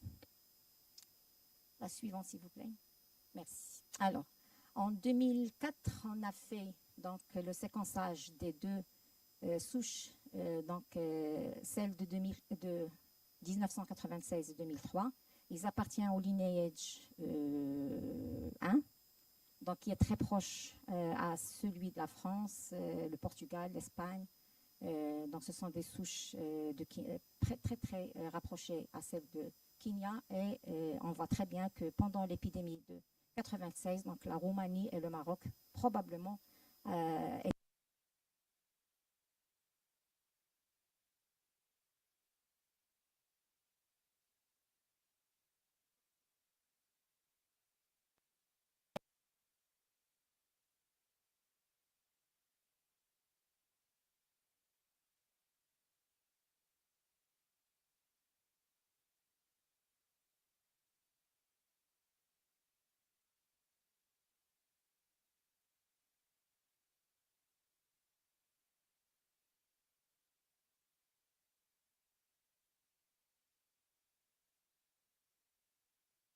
donc on témoigne de l'activité et la compétence vectorielle des moustiques au Maroc. C'est en 2018. Ce sont des prélèvements qui ont été faits le mois de 9-10 2018. La suivante, s'il vous plaît. Alors, toujours dans le cadre de la surveillance de cette infection au Maroc, donc chez l'humain, là, je suis désolée. Oui, ce sont l'espèce qui est la plus affectée, c'est la culex. La suivante, s'il vous plaît. Alors, les oiseaux. On parle de zoonose, donc on est obligé de traverser toutes les espèces animales qui peuvent infecter l'homme. Donc, une étude donc, en collaboration avec la France et l'Italie donc, a témoigné donc, de la présence des anticorps anti-West Nile chez 19,3% des oiseaux noirs, les blackbirds, avec 2,2% d'une espèce house powers, et surprisingly, un oiseau Citis warbler était donc catché, trapped le mois 6, il était négatif parce qu'on mettait des puces dans les ailes des oiseaux. Donc en 2008, le mois 7, il s'est converti. Donc ça témoigne de l'activité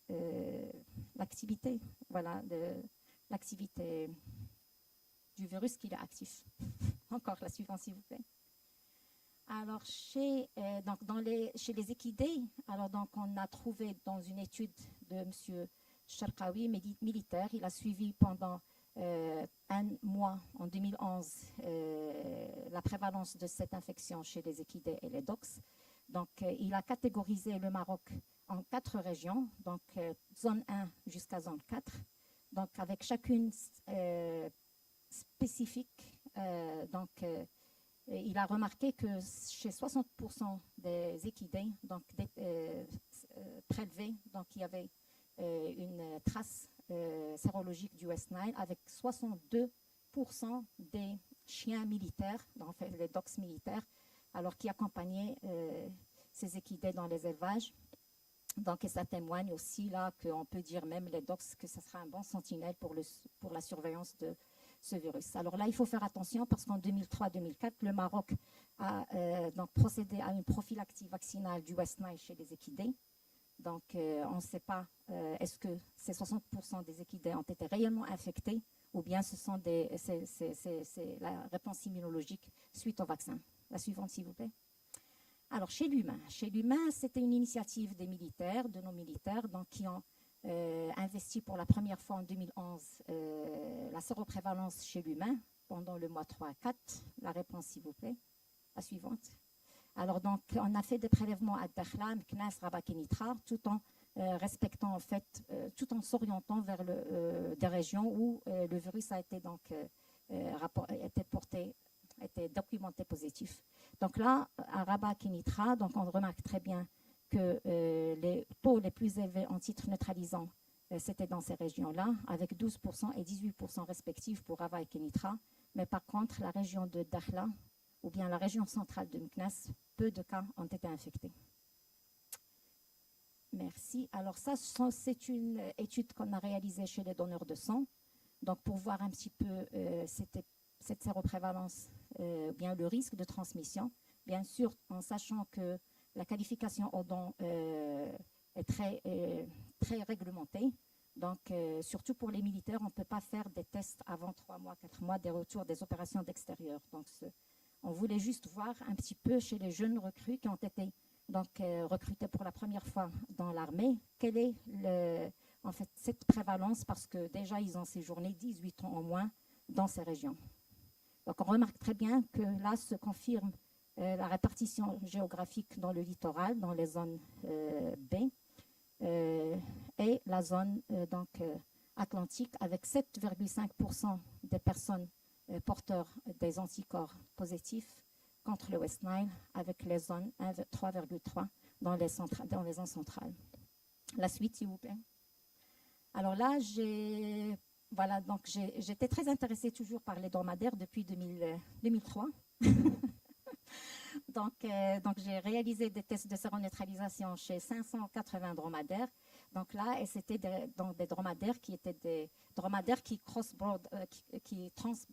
des dromadaires transfrontaliers. Donc arrivant de la Mauritanie, le Mali et le Niger. Donc là, on trouve un pourcentage de West Nile dans la région de Gulmim, qui est une région connue pour ses oasis. Donc là, on est sûr que même dans les régions du sud du Maroc, il y a la circulation active du virus.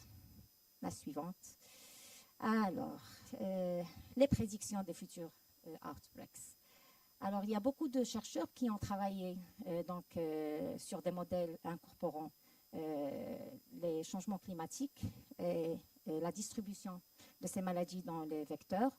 Donc, il y a une étude italienne en collaboration avec l'Institut agronomique vétérinaire de 2001-2010. Donc, ils ont un petit peu repris tous les facteurs qui pouvaient influencer cette répartition, alors que la température n'était pas statistiquement significative et le changement de température n'influençait pas la répartition des vecteurs. Donc, il y avait le facteur végétation et le facteur des pluies abondantes. 1 à 2 mois avant les outbreaks, il y avait un changement. Donc, il y avait un impact significatif de cette pluie sur l'activité du vecteur. Alors, là, on voit très bien que c'était pendant le mois septembre, c'est ça?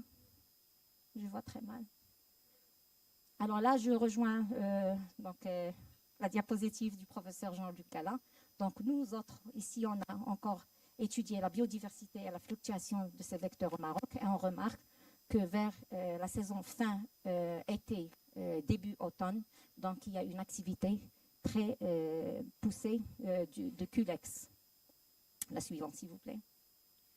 Alors là, ce sont des modélisations aussi qui ont été faites par des prédictions mathématiques. Donc on remarque, par exemple, actuellement, donc on a la map qui est à droite, mais prochainement, on aura certainement la distribution de Aedes caspius, alors qui va être donc très active pendant les prochaines années.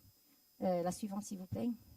La distribution de culex est encore, de detritus, c'est une espèce encore qui peut transmettre même le malaria, si je ne me trompe pas, mais d'ici le futur, donc on va avoir des distributions actives. C'est surtout sur le littoral, le pourtour méditerranéen. La suivante, s'il vous plaît. Et là, c'est le culex, le fameux moustique, donc transmetteur par compétence de ce virus. Donc là, on le voit répartir plutôt dans les régions un peu plus sud, mais surtout la région littorale et la région nord-méditerranéenne. La suivante, s'il vous plaît. Alors, il faut faire attention parce que déjà avec l'impact des activités humaines, et la déforestation, l'urbanisation, l'application des pesticides au Maroc. Donc, heureusement qu'il y a des contrôles, qu'il y a des programmes de contrôle du vecteur. C'est surtout chapeauté par l'Institut Pasteur de Paris. Donc, on suit de près les mutations génétiques au niveau de Culex et au niveau des différentes espèces. Donc, we are a little bit aware. La suivante, s'il vous plaît.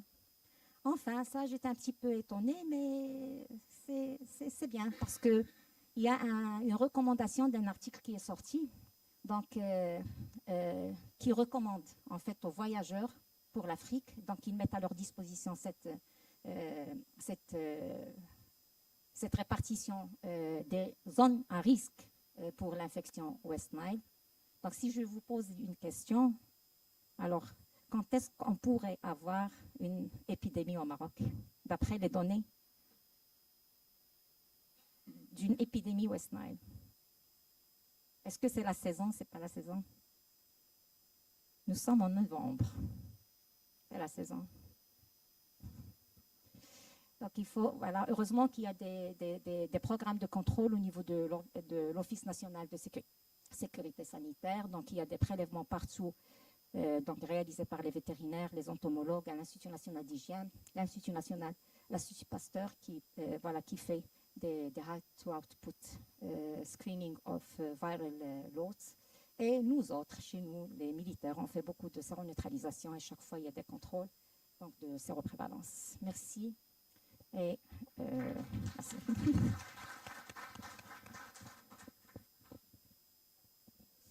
Merci. Est-ce qu'il y a des questions pour... Oui, merci. En fait, Nadia, c'est fort intéressant, enfin, tout ton exposé d'abord, merci, mais la dernière dia, parce que la question que tu poses est très pertinente, vu que les morts à Séville, il y en a quand même eu, enfin, c'est la plus grosse épidémie espagnole mortelle depuis... depuis 90. Depuis un siècle. Et c'est pas tellement loin, Séville, du Maroc. Enfin, si on regarde à l'échelle mondiale, c'est juste à côté. Ouais. Donc, est-ce que là, il n'y a pas effectivement des sources d'inquiétude plus particulières qui font craindre une évolution bien plus rapide que ce que les modèles eux-mêmes prédisent? Oui. Merci, professeur Jean-Luc. Alors, j'y ai pensé. Franchement, j'y ai pensé. Mais en fait, je ne suis pas très spécialiste en tout ce qui est donc, prédiction et tout ça, mais d'après ce que je sais, au Maroc, on ne fait pas assez de tests de screening. Donc, on ne connaît pas le vrai poids de cette infection sur l'humain. On ne la connaît pas. Même s'il y a, je ne sais pas, il y a un professeur Lennas qui peut me corriger, donc on ne sait pas combien de cas de méningite sont déclarés à West Nile. On ne sait pas. Parce qu'on ne fait pas systématiquement un screening. Donc on peut sous-estimer le problème. Je crois, parce qu'il y a eu mauvaise, voilà, parce qu'il n'y a pas assez de tests de screening, donc qu'on fait. Mais tout ce qui est entomologie, tout ce qui est donc surveillance chez les équidés, c'est très très bien pris en charge par l'ONSA. Mais pour le Maroc, accepter donc l'Institut national d'hygiène et l'Institut Pasteur qui font des études entomologiques, donc rien n'est fait au niveau de l'humain. Par contre, j'ai assisté à une thèse de doctorat dernièrement à Casablanca. Donc, j'étais surprise de voir qu'une fille de 2 mois, elle est décédée en Espagne à cause du West Nile, donc, qui était importé du Maroc, donc de Tanger. Donc, je crains qu'il y ait une sous-estimation des déclarations. Donc, et c'est là que j'encourage toute l'audience à penser réellement à faire des screenings au niveau de l'humain. Thank you, thank you. Ah, ok.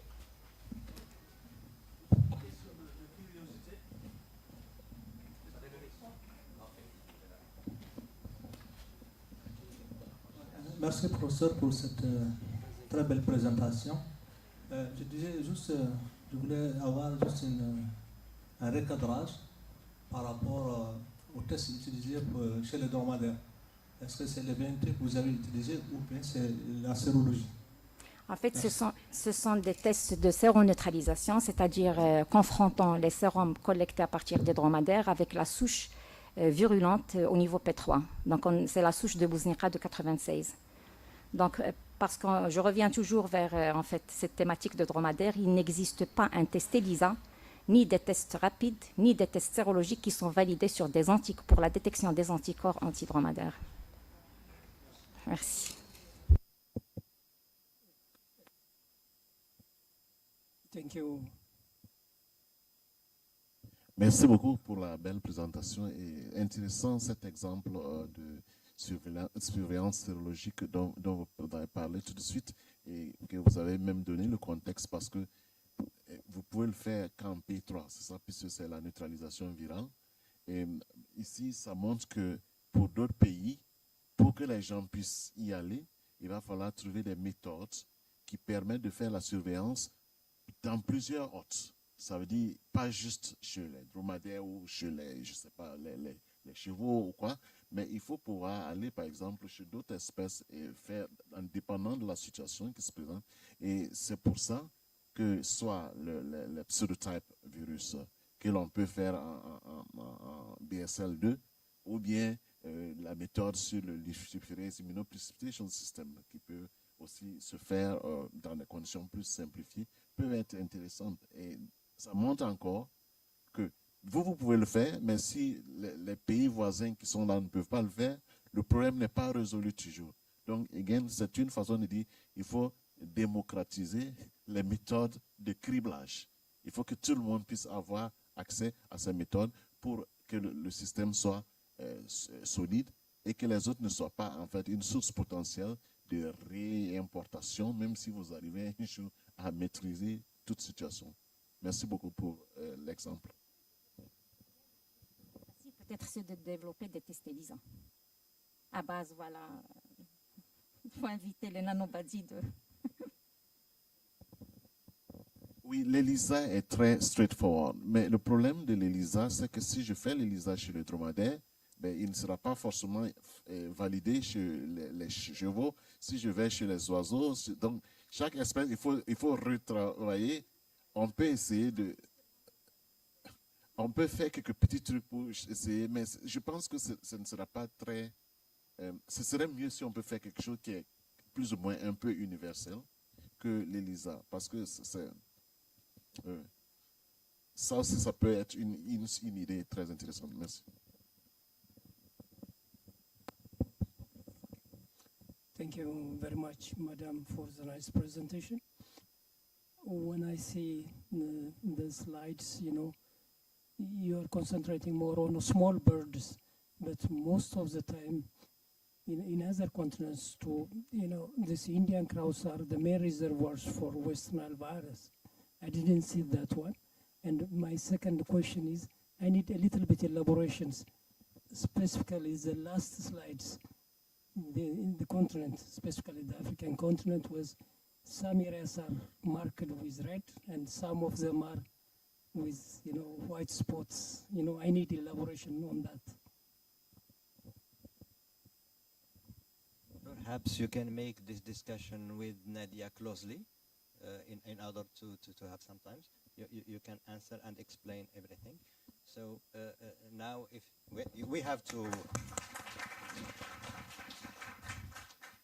Okay, we are going to make this logistical announcement and I will do it in French and also in English. So I ask my colleague Michel to come here also, because we receive a lot of questions concerning this logistical and hotel, etc. So the first information that I will make, and I hope that will be very clear and understandable with the from the participants. EIA asked CNRST as host to provide a package concerning the transportation and the hotel for the 4 nights. So we have provided this package. It means that all participants have been informed about that. And we share with you this information. So now we receive some requests about staying 1 day or last day, etc.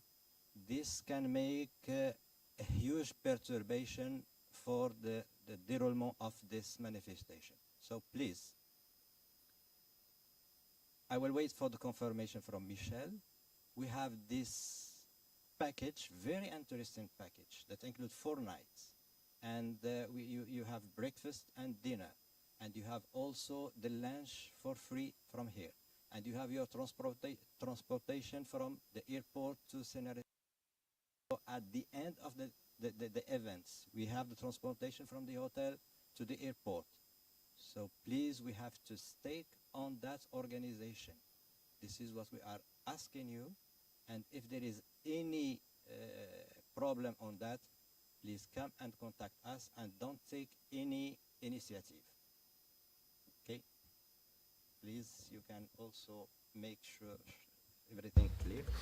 So yeah, I fully endorse what Professor Mustafa El-Fahim just indicated. Indeed, we requested that. It was mainly done also because of the short time we had in the short duration of this meeting.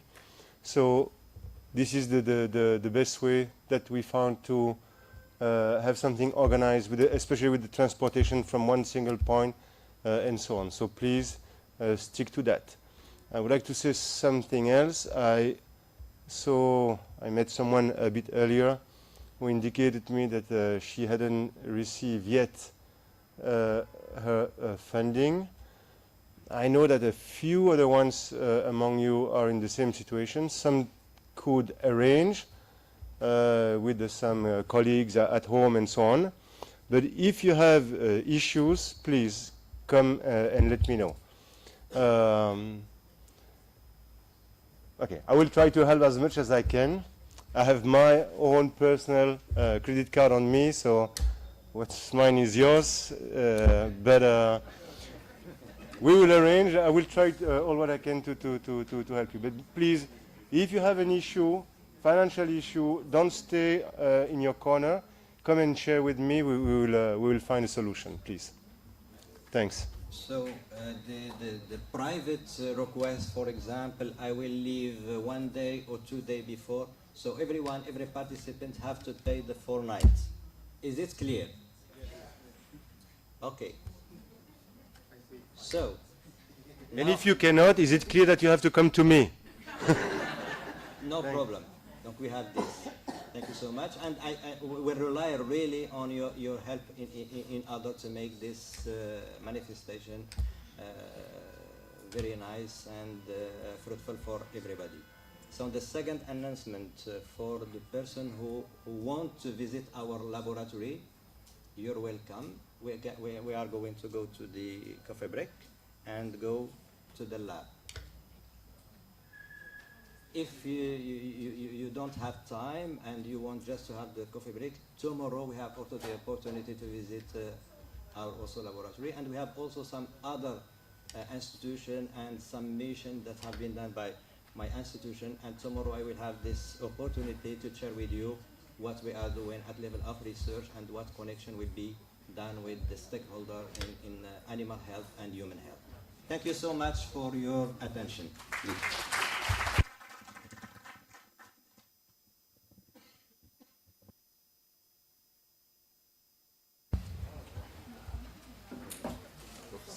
Je demande à l'équipe biologie de rester, mon équipe, juste après le café, et vous allez accompagner les groupes et on va se partager en groupe pour faire la visite, parce qu'on a 3 étages à visiter. Donc, Sana, Marwan, Taha, everyone.